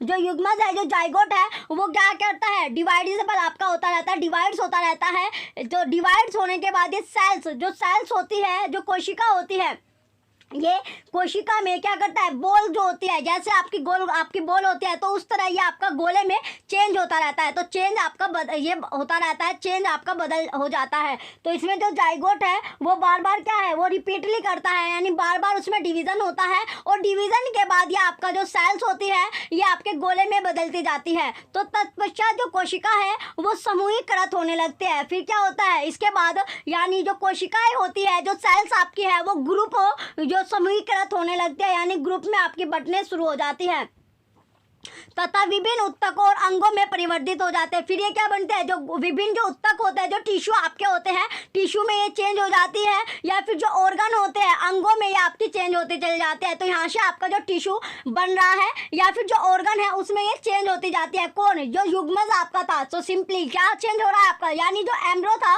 वो एम्ब्रियो आपके पहले क्या हुआ, यानी गोले में आपका चेंज होता है। एम्ब्रियो जब जो आपका युग्मज है, जो आपका युग्मज था, जो जाइगोट आपका था, सबसे पहले था आपका जो फर्टिलाइजेशन के बाद जो जाइगोट आपका बनता है। तो जाइगोट आपका बना, जाइगोट बनने के बाद जो डेवलप हुआ भ्रूण में, यानी एम्ब्रियो में आपका डेवलप हो गया। तो एम्ब्रियो में चेंज होने के बाद जो युग्मज था, जो जाइगोट आपका था, जाइगोट बार बार डिवाइड आपका हो रहा है, डिवीजन हो रहा है उसमें। तो डिवीजन होने के बाद वो सेल में आपका चेंज हो रहा है, यानी जो सेल होते हैं, जो कोशिका होती है, कोशिका के गोले में वो बदलता जा रहा है। तो कोशिका के गोले में जो वो बदलता जा रहा है, उसके बाद होता है लास्ट में आकर जो कोशिकाएं होती है, जो सेल्स होती है, वो आपका समूह यानी ग्रुप में आपकी बंटने लगती है। और ग्रुप में बंटने के बाद वो वहां से जो टिश्यू होता है, जो उत्तक होता है, उत्तक में आपका चेंज होता है। और उसके साथ साथ जो ऑर्गन होते हैं, यानी कुछ जो टिश्यू, जो कोशिका होती है, जो सेल्स होते हैं, कुछ उत्तक बना लेती है और कुछ उसका ऑर्गन बना लेते हैं, अंग आपके बना लेती है। इससे विकसित होती संरचना को भ्रूण कहते हैं। तो ये जो डेवलपमेंट आप देख रहे हो, तो ये डेवलप्ड होती जो स्ट्रक्चर आप देख रहे हो, यही आपका क्या होता है, एम्ब्रियो आपका होता है, भ्रूण आपका होता है। तो ये आपका जो डेवलपमेंट, जो आपने डेवलपिंग देखा, ये डेवलपिंग स्ट्रक्चर ही आपका क्या कहलाती है, एम्ब्रियो आपका कहलाते हैं, भ्रूण आपका कहलाते हैं। अब आता है नेक्स्ट आपका कि भ्रूण जो है वो गर्भाशय की दीवार में रोपित होकर विकसित होता रहता है। जो भ्रूण होता है, जो एम्ब्रियो होता है, वो क्या करता है, वो जो डेवलप होता है वो डेवलप किस में हो रहा है, जो यूटिरस में, यानी वो कंटिन्यूअस जो डेवलपमेंट उसका चल रहा है वो आपका यूटिरस में चल रहा है, गर्भाशय की दीवार में रोपित होकर वो डेवलप होता है, डेवलप होता रहता है। तो गर्भाशय में भ्रूण का निरंतर विकास होता रहता है। जो गर्भाशय होता है, जो यूटिरस है, वहाँ पर एम्ब्रियो का कंटिन्यूअस आपका डेवलपमेंट चलता रहता है। जैसे आप जो अपने अब विंटर सीजन में आप क्या करते हो, अपने घरों में रहते हो तो घर आपको बचाता है, तो उसी तरह जो भ्रूण होता है, जो एम्ब्रियो होता है, वो यूटिरस में आपका जो कंटिन्यूअस डेवलपमेंट चलता रहता है। धीरे धीरे विभिन्न शारीरिक अंग, धीरे धीरे क्या होता है, जितने भी हमारे फिजिकली जो अंग होते हैं, जो ऑर्गन बनते हैं, जैसे हाथ हो गया, पैर, सिर हो गया, आंखें हो गई, कान या इत्यादि का वहाँ पर डेवलपमेंट होता रहता है। तो स्लोली आपका ये जो आपका साइकिल चलता रहता है, जिसमें जो हमारे फिर फिजिकली जो ऑर्गन होते हैं वो बनना स्टार्ट हो जाते हैं। जैसे हाथ हो गया, पैर हो गए, सिर हो गया, आंखें हो गई, कान हो गई, ये इन सब में आपका डेवलपमेंट चलता रहता है। तो भ्रूण की वह अवस्था, भ्रूण की वो स्टेज जिसमें सभी शारीरिक भागों की पहचान हो सके, गर्भ कहलाता है। तो वो क्या कहलाता है आपका गर्भ, यानी गर्भ क्या होता है, फोइटस आपका कहलाता है, ये कहलाता है फोइटस।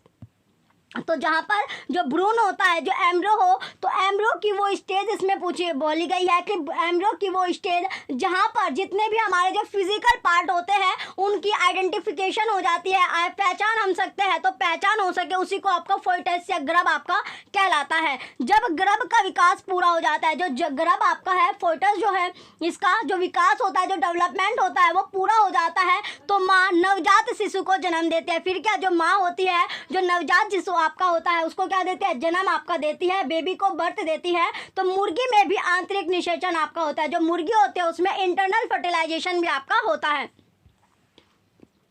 अब आता है नेक्स्ट आपका अगला पॉइंट, परंतु क्या मनुष्य, इसके पहले हम जो फोइटस है वो इसका आपका देख लेते हैं, यानी फोइटस इन द यूटिरस। तो ये आपने एक बार इसकी पिक्चर देख लेते हैं कि पिक्चर से आपको ज़्यादा चीज़ें जो होती है वो आपको समझ में आ जाती है। तो गर्भाशय में जो भ्रूण आपका होता है, चलिए ये सारी पिक्चर अब हम इसमें देखने वाले हैं।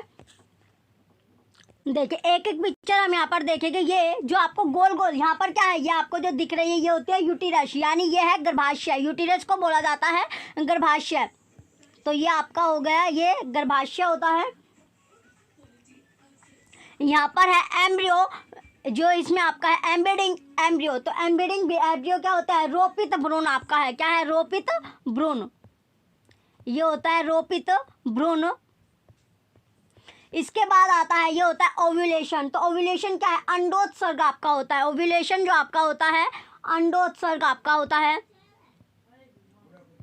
अंडोत्सर्ग, ये आपका हो गया। नेक्स्ट आता है, यहाँ पर आपको जो ओवरी दिख रही है, ओवरी क्या होती है, अंडाशय आपका होता है, ओवरी होती है अंडाशय, अंडाशय आपका होता है। और जो जाइगोट होता है, जाइगोट आपको पता ही चल गया होगा, युग्मज आपका होता है, युग्मनज, युग्मनज, युग्मनज आपका होता है, ये आपका हो गया। अब यहाँ पर होता है विकसित, हो यहाँ पर जो भ्रूण होता है वो क्या होता है, विकसित, ये आपका है अगला, यानी डेवलपिंग एम्ब्रियो। तो यहाँ पर क्या होता है, जो भ्रूण आपका विकसित होता है, तो इस जगह पर भ्रूण विकसित होगा। तो भ्रूण क्या होता है, यहाँ पर विकसित आपका होता है, जो भ्रूण है वो विकसित होगा। ये यूटिरस आपका गर्भाशय था, यूटिरस क्या था, गर्भाशय आपका था। एम्ब्रियो बेडिंग, यहाँ पर रोपित भ्रूण आपका था, ये था रोपित भ्रूण। और ओव्यूलेशन आपका होता है अंडोत्सर्ग, अंडोत्सर्ग। फिर ये आपकी वो ओवरी होती है, अंडाशय आपका हो गया। ये जाइगोट जो युग्मज आपका होता है, ये होता है युग्मनज, ये आपका हो गया। यहाँ पर जो भ्रूण का, ये क्या होता है, यहाँ पर भ्रूण का विकास आपका होता है। तो भ्रूण जो होता है, जो भ्रूण है वो विकसित कहाँ पर होता है, ये आपका वो पोर्शन है कि विकसित कौन से जगह पर आपका होता है, विकसित होता है। अब ये गर्भाशय भित्ति आपकी, यूटिरस वॉल क्या होता है, गर्भाशय की जो दीवार आपके होते हैं, जैसे आपने सेल वॉल देखा था उसी तरह ये गर्भाशय भित्ति आपके होते हैं। गर्भाशय भित्ति है, सेल वॉल जो होती है गर्भाशय भित्ति। तो यहाँ पर आप देख सकते हैं, तो यूटिलस ये आपका गर्भाशय होता है, ये गर्भाशय आपका होता है। तो जो रोपित भ्रूण आपका इसमें आपका रहता है, ये आपकी ओवरी होती है, अंडाशय आपका है, ये आपका ओव्यूलेशन यानी अंडात्सर्ग आपका होता है, ये जाइगोट होता है, युग्मज होता है। यहाँ पर भ्रूण जो होता है विकसित आपका होता है। देखिए ये इसी का पोर्शन आपका, यहाँ पर आप देख सकते हैं, यहाँ पर जो भ्रूण आपका विकसित होगा और गर्भाशय भित्ति आपको दी गई है, जो यूटिरस आपकी वॉल होती है, ये आपका हो गया। अब चलते हैं आगे कि जो गर्भाशय में जो भ्रूण आपका रहता है, यानी इसके अंदर जब आपका जो भ्रूण होता है, जो एम्ब्रियो होता है वो आपका, तो इसमें आगे पिक्चर आपकी आती है। नेक्स्ट आपकी जो पिक्चर है यहाँ पर आप देख सकते हैं, ये गर्भाशय यानी यूटिरस आपका जो होता है, जो गर्भाशय है, तो ये होता है गर्भाशय। ये क्या है? गर्भाशय है। तो यहाँ पर जो एम्ब्रियो होता है उसका पूरा डेवलपमेंट आपका चला हुआ है। यहाँ पर आपको जो बेबी है शिशु आपको दिखाई दे रहा है, तो ये क्या होता है? यूटिरस के अंदर ही जो बेबी होता है उसका पूरा आपका जो डेवलपमेंट होता है। यहाँ पर आप देख रहे हो इसके सारे ऑर्गन आपको दिखाई दे रहे हैं, यानी आँख, कान, नाक, मुँह, हाथ पैर, यहाँ पर सारे इसके जो बने हुए आपके हैं।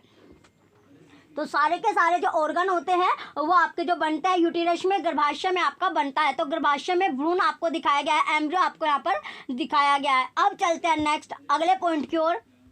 चलिए नेक्स्ट टॉपिक की ओर चलते हैं। अगला जो हमारा टॉपिक आएगा, अगला क्वेश्चन यहाँ पर बनता है, परंतु क्या मनुष्य और गाय की तरह मुर्गी भी बच्चों को जन्म देती है? आप जानते हैं कि मुर्गी बच्चों को जन्म देती नहीं देती, तब चूजे कैसे जन्म लेते हैं, ये पता लगाइए। तो यहाँ पर बोला गया है, क्वेश्चन आपका आया कि जो मनुष्य है या फिर जो गाय होती है, जो काया होती है, वो क्या देती है? वो मुर्गी की भी जो है, यानी गाय की तरह जो होता है, मुर्गी भी क्या करती है? बच्चों को जन्म देते हैं। ये आपका बिल्कुल गलत है, क्योंकि मुर्गी क्या देती है? अंडे आपके देती है। तब जो चूजा होता है, यहाँ पर पूछा गया जो चूजा है, वो चूजे का जो डेवलपमेंट होता है, जो बर्थ होता है, वो कैसे आपका होता है? तो चूजा कैसे जन्म लेता है, ये आपसे पूछा गया है।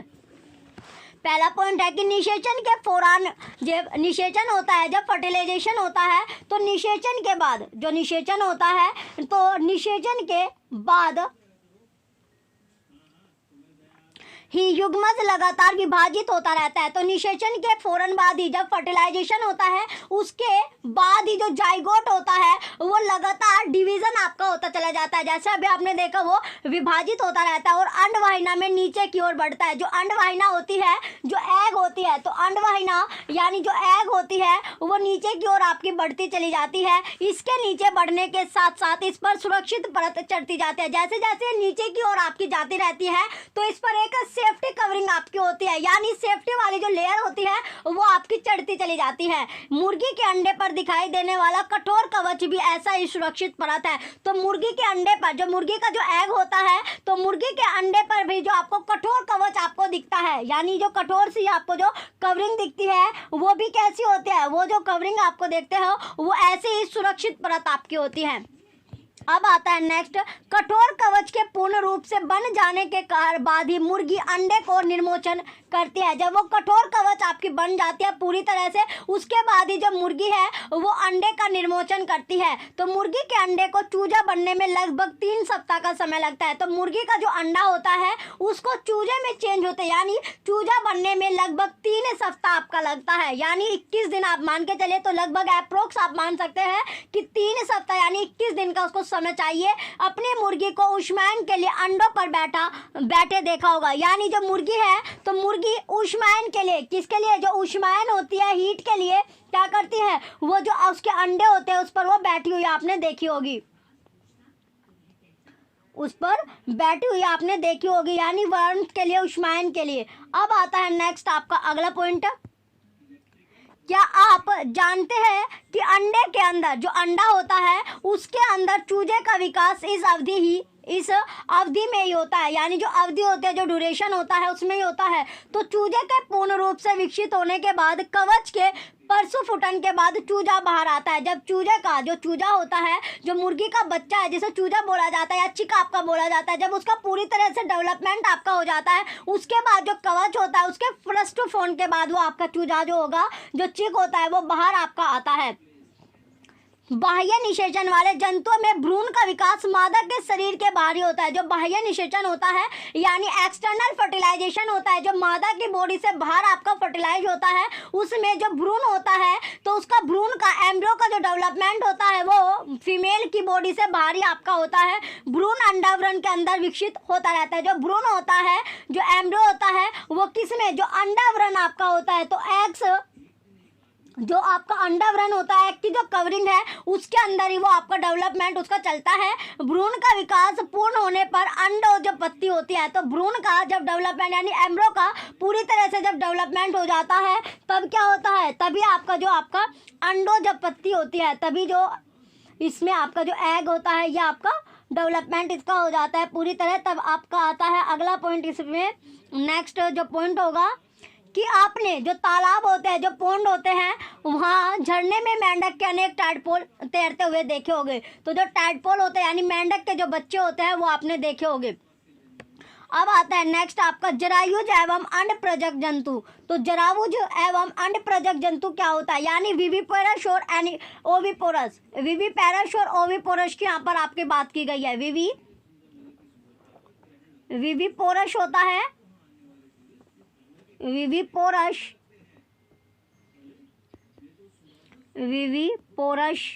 And oviparous. तो यहाँ से भी आपका क्वेश्चन आता है कि विविपोरस और ओविपोरस में कैसे, यानी कौन सा शिशु को जन्म देगा और कौन सा जो होता है यानी कौन सा अंडे देता है और कौन सा आपका जो होता है शिशु को जन्म देता है, ये आपका हो जाएगा एनिमल्स। तो इसमें सबसे पहला पॉइंट आता है, हमने जाना है कि कुछ जंतु विकसित शिशु को जन्म देते हैं, यानी जो शिशु होता है, बच्चा बेबी आपका होता है, उसको जन्म देते हैं, जबकि कुछ जंतु है जो होते हैं अंडे आपके देते हैं, जो बाद में शिशु में आपके विकसित होते हैं। तो अंडे देते हैं जो बाद में किस में, जो शिशु होता है, जो बेबी होता है, उसमें वो डेवलप होते हैं। तो वह जंतु जो सीधे ही शिशु को जन्म देते हैं जरायुज जंतु कहलाते हैं। जो सीधे क्या देते हैं, जो आपके सीधे ही शिशु को, बेबी को जन्म देते हैं, वो जरायु जंतु आपका कहलाता है, यानी वो विविपेरस आपका होता है। विविपेरस आपका यानी जो बेबी को जन्म देते हैं, जैसे एग्जांपल में आपका जो ह्यूमन्स होते हैं, वे जंतु जो अंडे देते हैं अंड प्रजक जंतु कहलाते हैं, और जो अंडे देते हैं वो ओविपेरस आपके कहलाते हैं, अंड प्रजक जंतु कहलाते हैं। तो ये जो क्रियाकलाप की सहायता से आप इस बात को और अच्छे प्रकार से समझ सकेंगे तथा जरायुज एवं अंड प्रजक में विभेद भी आप कर सकते हैं। तो चलिए अब आता है अगला पॉइंट कि मेंढक जैसे है, जैसे मेंढक, छिपकली, तितली अथवा स्लभ मुर्गी तथा कोए अथवा किसी अन्य पक्षी के अंडे का अवलोकन करने का आपको प्रयास करना चाहिए। क्या आप इन सभी प्राणियों के अंडों का अवलोकन कर पाए हैं? जिन अंडों को आपने एकत्रित किया है उनके चित्र भी आपको, यानी पिक्चर जो होती है वो भी आपको बनानी है, तो इनकी पिक्चर भी आपको बनानी होगी। चलिए इसमें सबसे पहले अब आपका अगला पॉइंट आता है। चलिए अब इसमें क्वेश्चन बनता है कि मेंढक, छिपकली, तितली अथवा स्लभ मुर्गी अथवा कोए अथवा किसी अन्य पक्षी के अंडे का जब आप ऑब्जर्व करते हो, अवलोकन करने का आपको प्रयास करना है। क्या आप इन सभी प्राणियों के अंडों का अवलोकन कर पाए हैं? जिन अंडों को आपने एकत्र किया है उनके फिर आपको जो पिक्चर होती है, चित्र भी आपको बनाने हैं। तो कुछ जंतुओं के अंडों का अवलोकन करना सरल होता है, ईजी आपके लिए होता है, क्योंकि उनकी माँ शरीर के उनकी जो माँ होती है वो शरीर के बाहर क्या देती है, अंडे देते हैं। यानी इसमें क्या हो रहा है, एक्सटर्नल फर्टिलाइजेशन आपका होगा, शरीर के बाहर वो जो अंडे होते हैं, जो एग वो देती है। परंतु आप जैसे गाय होता है, कुत्ता होता है या बिल्ली के अंडे एकत्र नहीं कर सकते। यह इसलिए क्योंकि वह अंडे नहीं देते। क्योंकि वे जो होते हैं, ये जो एनिमल्स है, ये आपके जो अंडे नहीं देते हैं, एग आप नहीं देते हैं। आगे आता है इनमें जो माँ पूर्ण विकसित शिशु को ही जन्म देती है, यह जरायु जंतुओं के उदाहरण होते हैं। तो इसमें क्या होता है, इसमें जो माँ होती है वो पूरी तरह जब शिशु हो जाता है, शिशु बन जाता है, तभी वो जो बच्चे को जन्म देती है। तो ये कैसे कहलाते हैं, ये आपके होते हैं विविपेरस एनिमल्स। तो ये विविपेरस एनिमल्स के एग्जाम्पल होते हैं जो शिशु देते हैं, यानी बेबी को जन्म देते हैं।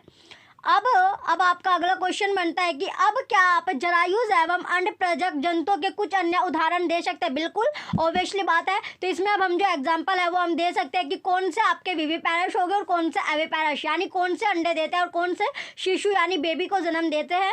अब आता है नेक्स्ट आपका शिशु से वयस्क यानी यंग वन से एडल्ट आपका। तो यंग वन से एडल्ट कैसे बनते हैं, अब हम पढ़ने वाले हैं यंग वंस टू अडल्ट। तो शिशु जो होता है वो शिशु से वयस्क यानी जो बड़ा कैसे होता है। अब हम पढ़ने वाले हैं young ones to adult, to adult. तो पहला आता है कि नवजात जन्मे प्राणी अथवा अंडे के प्रस्फुटन से निकलने प्राणी, जो निकले प्राणी तब तक वृद्धि करते रहते हैं जब तक कि वे वयस्क नहीं हो जाते। तो जो नवजात जो न्यू इंडिविजुअल आपका होता है, तो न्यू इंडिविजुअल जो होता है वो तब तक आपका क्या करता रहता है, वृद्धि आपका करता है जब तक कि वो एडल्ट नहीं हो जाता, जब तक कि वो बड़ा आपका नहीं हो जाता तब तक वो कंटिन्यू ग्रो करता है। कुछ जंतुओं में नवजात जंतु वयस्क से बिल्कुल अलग दिखाई पड़ते हैं। तो कुछ जो जंतु होते हैं, जो एनिमल्स होते हैं, वो जो वयस्क होते हैं यानी नवजात जो जंतु हो गए वो वयस्क से बिल्कुल अलग आपके दिखाई पड़ सकते हैं। तो कुछ आपको देखने में ऐसे लगेंगे कि वो एडल्ट जो बड़े होते हैं, बड़े से बिल्कुल आपके अलग आपको दिखाई देते हैं। नेक्स्ट आता है कि रेशम कीट के जीवन चक्र का स्मरण कीजिए। जो रेशम कीट आपने पढ़ा था, तो रेशम कीट को आपको स्मरण करना है, याद यहाँ पर करना है। जैसे अंडा जो था आपका, जो एग होता है, वो लार्वा जो टैडपोल होता है, लार्वा जो आपका है, या फिर इल्ली बोला जाता है, प्यूपा जो होता है आपका, और वयस्क आपका है, वयस्क होता है। तो यहाँ पर आगे है कि जिसके विषय में, जिसका जो विषय था उसमें आपने कक्षा 7th में आप ये पढ़ चुके हैं ऑलरेडी। तो मेंढक किस प्रकार के जंतुओं का अन्य उदाहरण है। जो मेंढक होता है, जो फ्रॉग है, इस तरह के एनिमल्स का एक एग्जाम्पल है। तो मेंढक में अंडे से प्रारंभ करके वयस्क बनने की विविध अवस्थाओं या चरणों का प्रेक्षण आपको करना है। जो मेंढक होता है, जो टैडपोल आपका है, तो टैडपोल क्या होता है, अंडे से प्रारंभ करके, अंडे यानी जो अंडा होता है, एग होता है, उससे स्टार्टिंग करके वो एडल्ट बनने की विभिन्न जो स्टेजेस है उसका आपको टेस्ट करना है, उसका परीक्षण हम करेंगे। यहाँ पर हम 3 स्पष्ट अवस्थाओं अथवा चरणों को देख पाते हैं कि जो अंडा है, पहले वो आपका एग होता है, अंडा होता है, देन आपका वो टैडपोल बनता है, लार्वा, उसके बाद वो वयस्क आपका होता है। चलिए अब इसमें देखते हैं, इसका जो पिक्चर है, पिक्चर भी हम यहाँ पर देखने वाले हैं। अब आता है नेक्स्ट, यहाँ पर एक क्वेश्चन बनता है कि जो टैडपोल है वो वयस्क मेंढक से भिन्न दिखाई नहीं देते। जो टैडपोल होता है यानी मेंढक का जो बच्चा होता है, वो जो बड़ा यानी एडल्ट मेंढक से आपका भिन्न दिखाई नहीं देता। क्या आप सोच सकते हैं कि किसी दिन यह टैडपोल वयस्क मेंढक बन जाएगी। तो आप ये सोच सकते हैं जो टैडपोल होता है कि किसी दिन ये जो टैडपोल होता है ये क्या बन जाएगा, मेंढक आपका बन जाता है, फ्रॉग आपका बन जाएगा।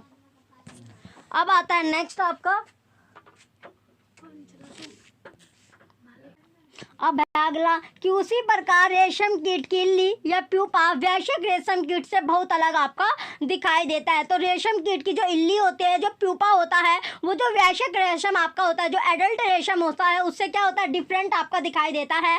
वयस्क में पाए जाने वाले लक्षण नवजात में नहीं पाए जाते। जो एडल्ट में जो लक्षण होते हैं, जो सिम्टम होते हैं, वो आपके नवजात में नहीं दिखाई देंगे। तो वे जो होते हैं वे आपके जो आपके हैं तो वे किस में नहीं दिखाई देंगे, वे जो वयस्क में यानी नवजात में जो शिशु आपका होता है छोटा, उसमें नहीं दिखाई देते। अब आता है अगला कि टैडपोल अथवा इल्ली के बाद में क्या होता है, यानी टैडपोल अथवा इल्ली का बाद में क्या होता है। जो टैडपोल होते हैं, जो इल्ली होता है, जो रेशम का जो आपका बच्चा होता है, कीट जो होता है, तो वो इल्ली जिसको हम बोलते हैं, या फिर जो फ्रॉग का, मेंढक का, तो जो टैडपोल होता है वो बाद में क्या होता है। पहला पॉइंट है कि आपने एक सुंदर शलभ को कोकून से बाहर निकलने देखा होगा। तो देखा था ये हमने जब हम पहले यानी 7th क्लास में।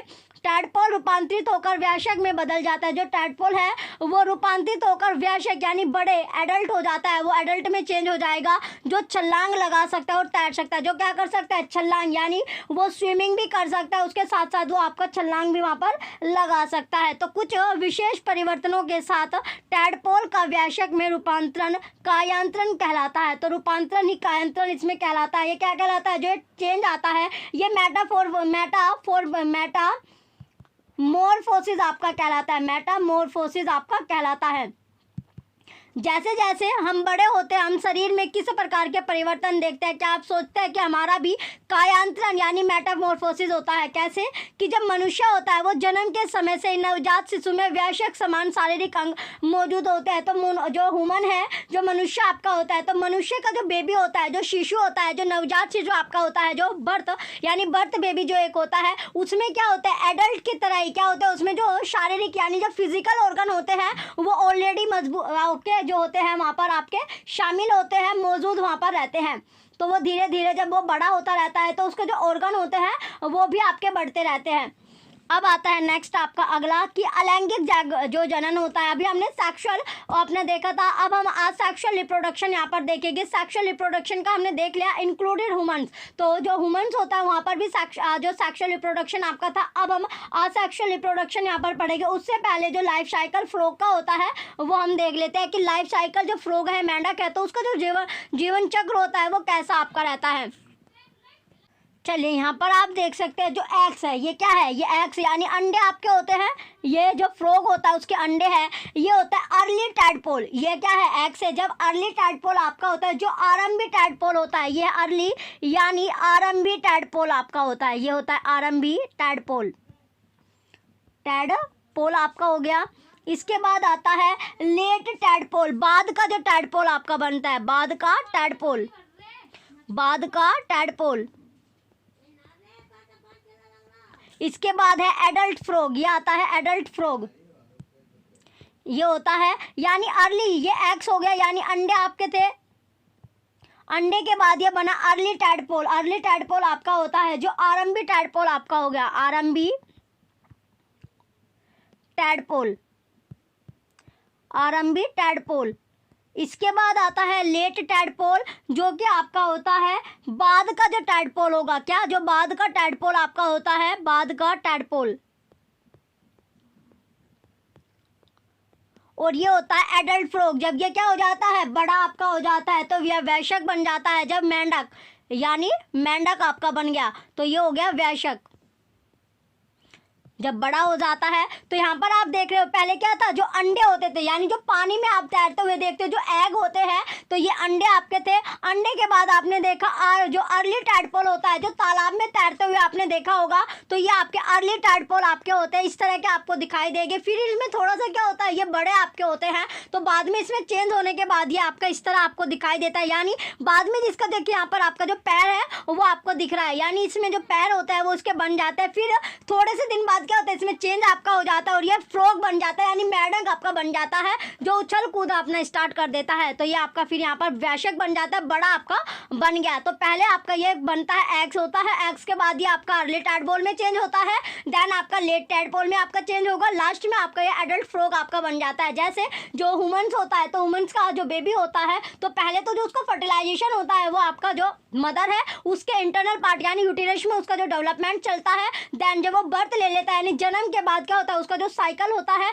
तो 3 साल तक आपको वो चलता है। देन क्या होता है? यानी 3 स्टेजेस में आपका जो चलता है वो साइकिल आपका होता है। इसी तरह आपका जो एनिमल्स होते हैं, जो जानवर आपके हैं, उनमें भी आपका जो होता है ये आपका जो साइकिल होता है, लाइफ साइकिल जो है वो इसी तरह आपका चलता है। जैसे आपने फ्रॉग का देखा, तो हर जो एनिमल्स है सबका जो साइकिल होता है वो अलग अलग आपका होता है।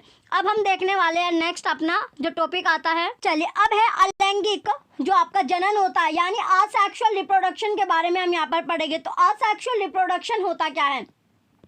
पहला पॉइंट आता है कि जो असेक्सुअल रिप्रोडक्शन है क्या? तो असेक्सुअल रिप्रोडक्शन, असेक्सुअल रिप्रोडक्शन। तो सेक्सुअल रिप्रोडक्शन में क्या था? सेक्सुअल रिप्रोडक्शन में जो था आपने देखा, तो अब आपका था असेक्सुअल रिप्रोडक्शन में कि जब हम अब तक हमने क्या देखा? जनन प्रक्रम जो रिप्रोडक्शन जो प्रोसेस था उसका स्टडी की कि उन जंतुओं में पढ़ा है जिनसे हम परिचित है, जिनके बारे में हम जानते हैं, उन्हें हम यानी जिन्हें हम पहचानते जानते हैं, उनके बारे में हमने ये जो इंट्रोडक्शन अपना किया था। अब आता है परंतु अत्यंत छोटे जंतु जैसे कि हाइड्रा होगा, जैसे क्या होगा? जो हाइड्रा होता है, एवं सूक्ष्मदर्शी जंतु जैसे कि अमीबा में जनन किस प्रकार का होता है, क्या आप उनके प्रजनन करने के ढंग के विषय में जानते? आइए इसका पता लगाए। तो अब हम जो पता लगाएंगे जो हाइड्रा आपका होता है। जैसे हाइड्रा आप इतने दिन से आप पढ़ रहे हो, तो हाइड्रा जो छोटे छोटे जो जंतु होते हैं सूक्ष्मदर्शी, जो इन्हें हम अपनी जो नेक्ड आइज होते हैं उनसे नहीं देखते हैं, तो उनका इसमें बात की गई है, जिसे हम जिसकी हेल्प यानी किसकी हेल्प से हम इनको देख सकते हैं, जो माइक्रोस्कोप होता है उनकी हेल्प से हम इन सब चीज़ों को देख सकते। जैसे पानी में जो आपने तालाब में देखा था जो अमीबा आपका था, तो अमीबा में रिप्रोडक्शन कैसे होता है, इन सभी के बारे में हम बात करेंगे कि इनमें जो रिप्रोडक्शन है वो किस तरह आपका होता है। तो पहला पॉइंट है कि हाइड्रा की स्थायी स्लाइड लीजिए। जो हाइड्रा होता है उसकी आपको एक स्लाइड लेनी है, आवर्धक लेंस अथवा सूक्ष्मदर्शी की सहायता से इस स्लाइड का आपको अध्ययन करना है। आवर्धक लेंस क्या होता है, जो आपका मैग्नीफाइंग जो ग्लास आपका होता है। जब हम जो सनलाइट वाला आपने जो चैप्टर पढ़ रहे थे, जहाँ पर हमने जो आवर्धक लेंस का यानी लेंस हमने पढ़े थे कॉनकेव कॉन्वेक्स, तो उसमें एक जो आवर्धक लेंस आपका था, मैग्नीफाइंग जो ग्लास आता है उसकी, या फिर जो माइक्रोस्कोप है उसकी हेल्प से हम इस जो स्लाइड है उसका अध्ययन हम करेंगे। तो इसके लिए क्या करना है आपको, सबसे पहले अब आपका है कि जनक के शरीर से, जो जनक है तो उसके शरीर से कुछ उभरी संरचनाएं दिखाई देती है। इन उभरी हुई संरचनाओं की संख्या आपको ज्ञात करनी है, इनका साइज भी आपको ज्ञात करना है, आइडेंटिफाई करना है कि हाइड्रा का चित्र वैसा ही बनाइए जैसा आपको दिखाई देता है। इसके फिर आपको कंपेयर करना है, इसकी तुलना आपको करनी होगी। इसकी क्या करनी है, तुलना आपको करनी है। तो हाइड्रा में क्या होता है, असेक्सुअल रिप्रोडक्शन होता है, यानी कि एक ही बॉडी से जो नया ऑफस्प्रिंग आपका जब बनता है, नया जो ऑफस्प्रिंग होगा वो आपका निकलता है। तो इसमें सबसे पहले जो आपका बडिंग होता है, चलिए इसमें देखते हैं वो क्या होता है, जुड़ा हुआ रहता है और देन वो आगे आगे जैसे बढ़ता रहता है, उसके बाद वो एक बॉडी से दूर यानी सेपरेट हो जाता है, अलग आपका हो जाता है। तो इसमें कैसे होता है, चलिए हाइड्रा का जो पिक्चर है वो देख लेते हैं एक बार। चलिए यहाँ पर आप पिक्चर देख सकते हैं, ये है बडिंग इन हाइड्रा, यानी हाइड्रा का जब दूसरा यानी हाइड्रा से जब दूसरा ऑफस्प्रिंग आपका बनता है, यानी इसका जो यहाँ पर आप देखिए ये आपका हाइड्रा है। तो हाइड्रा में आप यहाँ पर क्या दिख रहा है आपको, छोटा सा आपको जो एक पॉइंट दिख रहा है, फिर ये क्या होगा आपका आगे जाके बड़ा हो गया, देन ये आपका और बड़ा आपका हो गया। जब ये पूरी तरह से आपका बड़ा हो जाता है उसके बाद क्या होता है, ये इसकी बॉडी से सेपरेट हो जाएगा।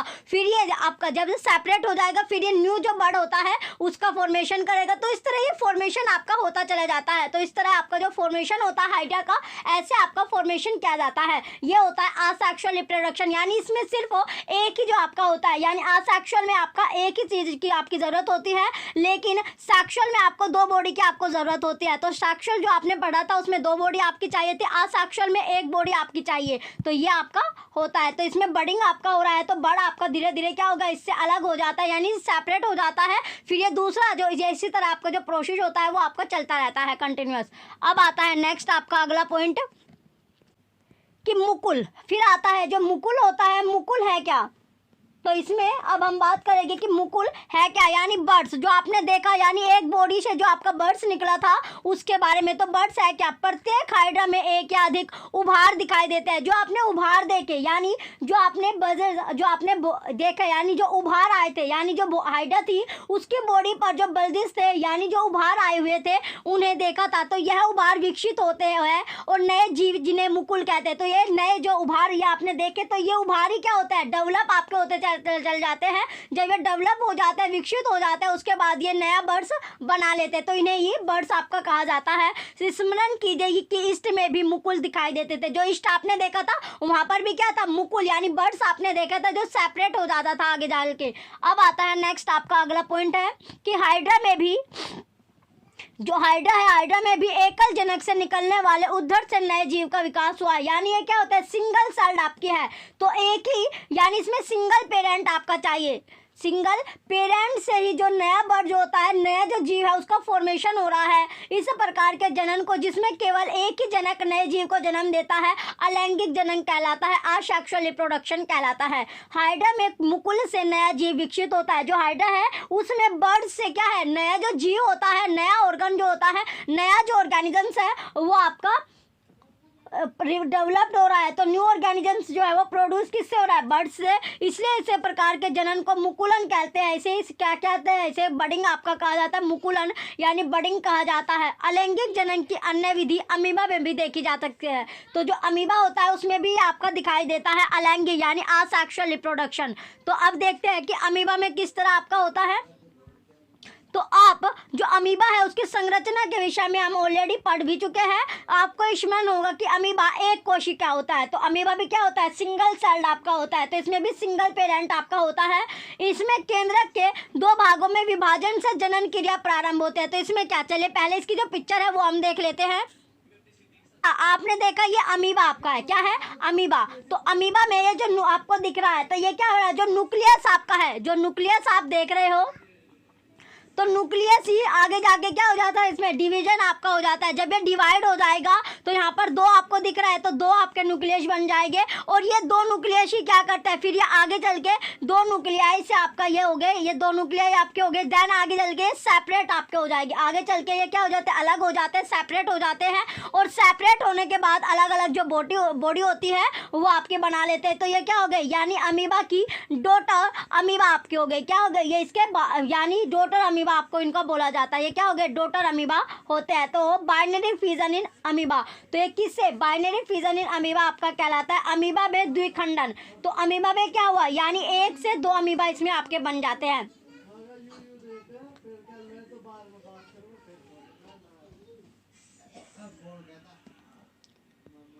यह है बाइनरी फिजन इन अमीबा, यानी अमीबा में द्विखंडन की बात इसमें की गई थी।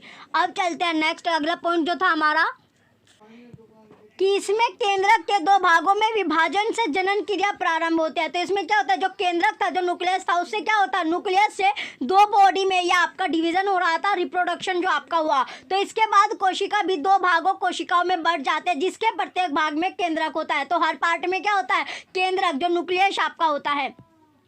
अब है द्विखंडन, तो द्विखंडन जो अमीबा में आपने देखा कि द्विखंडन है क्या, बाइनरी फिजन होता क्या है कि परिणाम स्वरूप एक जनक से, एक जो जनक से दो अमीबा बनते हैं, तो एक जनक से क्या बने, दो अमीबा बनते हैं। तो इस प्रकार के अलैंगिक जनक को, जिसमें जीव विभाजित होकर दो संतति उत्पन्न करता है, द्विखंडन कहलाता है। जिसमें जो दो क्या होते हैं, दो आपके जो डॉटर आपने देखी, तो इसमें क्या हो रहा है, दो बच्चे जो थे वो आपके बने, से ये आपका द्विखंडन कहलाता है। मुकुलन एवं दुख विखंडन के अतिरिक्त कुछ अन्य विधियां भी है। तो मुकुलन, जो मुकुलन होती है यानी बडिंग आपका है, या फिर बाइनरी फिजन होता है, इसके अतिरिक्त कुछ अन्य विधियां भी यहाँ पर आती है। अब है नेक्स्ट आपका अगला पॉइंट है, अब है कि डोली की कहानी, जो क्लोन आपका है, तो डोली की कहानी क्लोन के बारे में यहाँ पर पढ़ते हैं। क्या थी, जो स्टोरी है डोली की क्लोन के बारे में, कि किसी समरूप कोशिका या किसी अन्य जीवित भाग अथवा संपूर्ण जीव को कृत्रिम रूप से उत्पन्न करने की प्रक्रिया क्लोनिया कहलाती है। तो जो जीव है उसको हम आर्टिफिशियल, कृत्रिम रूप आपका जो होता है, तो उसे जब हम करते जो आपका है, तो इसी को क्या कहा गया है, क्लोनिया आपका कहा गया है, क्लोनिंग कहा गया है। तो इसमें कैसा होता है, किसी जंतु की सफलतापूर्वक क्लोनिंग सर्वप्रथम इयान विल्मट और उनके सहयोगी ने एडिनबर्ग स्कॉटलैंड के रोजलिन इंस्टीट्यूट में की। उन्होंने एक भेड़ को क्लोन किया। उन्होंने क्या किया, जो भेड़ होता है, जैसे आप फोटोकॉपी निकालते हो, जैसे फोटोकॉपी यानी आप जीरोक्स पेपर आप निकालते हो, उसी तरह की इसमें बात की गई है। तो एक भेड़ को क्लोन किया गया, जिसका नाम रखा गया डोली। तो उसका नाम क्या रखा गया, भेड़ का जो नाम रखा वो डोली रखा।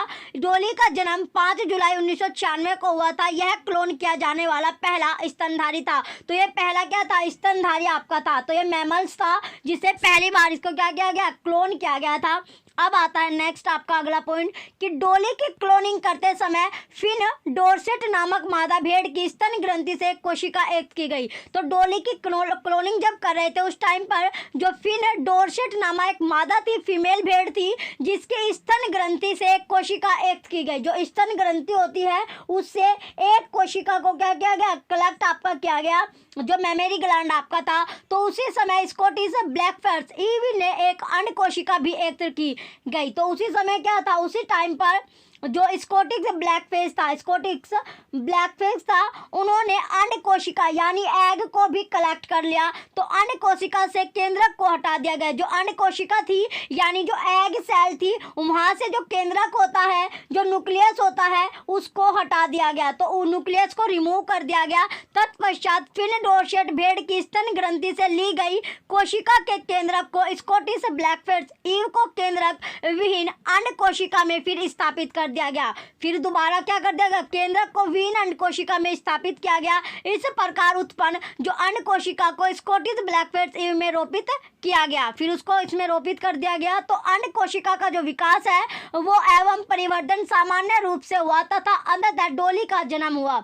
तो यद्यपि स्कॉटिश ब्लैकफेस ईव ने डोली ने को जन्म दिया था, परंतु डोली फिन डोरसेट भेड़ के समरूप थी, जिसमें केंद्रक लिया गया था, जिसमें जो केंद्रक था, जो न्यूक्लियस आपका लिया गया था, क्योंकि स्कॉटिश ब्लैकफेस ईव के केंद्रक को अंड कोशिका से हटा दिया गया था।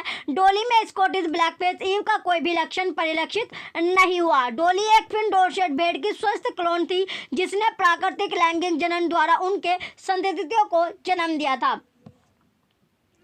अब आता है नेक्स्ट आपका अगला पॉइंट है कि दुर्भाग्य से फेफड़े के रोग के कारण 14 फरवरी 2003 को डोली की क्या हो गई, मृत्यु हो गई। तो डोली के बाद स्तनधारियों के क्लोन बनाने के अनेक प्रयास किए गए, परंतु बहुत तो जन्म से पहले ही मर गए तथा कुछ जन्म के बाद ही मृत्यु हो गई। तो क्लोन वाले जंतुओं में अक्सर जन्म के समय में अनेक विकृतियाँ होती है। तो जो क्लोन वाले जंतु होते हैं उनमें क्या होता है, जब वो जन्म लेते हैं तो जन्म के समय पर उनके में अनेक जो होते हैं विकृतियाँ आपके आती है, एबनॉर्मेलिटीज हो जाती है। तो अनेक विकृतियाँ उनमें वहाँ पर होती है। तो कैसे वो था आपका, चलिए इसमें पिक्चर के साथ इसको देखते हैं। चलिए पहले इसमें था जाके फिन डोरसेट से आपके लिए भेड़ आपने लिए, फिर ये था स्कॉटिश ब्लैकफेस एवे। तो इसमें ये डोली का जब क्लोन बनाया गया, यानी इससे जो आपका, तो ये बिल्कुल आपको इसके जैसे आपको दिख रही, तो ये आपका जो था, तो इसमें जो कैरेक्टर आएंगे इसके नहीं आके इसके आपके कैरेक्टर आए थे, यानी क्लोन जो था इसका क्लोन बनाया गया था। ये आपका डोली जो आपकी, फिर इसकी जो आगे चल के इसके जो फेफड़े खराब होने की वजह से क्या हो गई थी, इसकी डेथ आपकी हो गई थी। तो वो जो एनिमल्स का जो क्लोन बनाने की कई बार कोशिश की गई थी, लेकिन इसमें क्या होगा, यानी ये कुछ तो आपके जन्म से पहले मर गए, कुछ जन्म के बाद ही मर गए। क्योंकि क्या होता है, जो जंतु होते हैं, तो जंतु जब क्लोन वाले जो जंतु होते हैं उसमें अक्सर क्या होता है, जन्म के समय इनमें अकेले क्या होते हैं, विकृतियाँ आपकी आती है। तो इसके कारण ये आपकी क्या होती है, विकृतियाँ होती हैं। चलिए ये आपका था क्लोन वाला। अब जो बच्चे चैनल पर नए हैं वो चैनल सब्सक्राइब करके रखें, वीडियो लाइक कीजिए, कमेंट कीजिए, शेयर कीजिए। Thank you.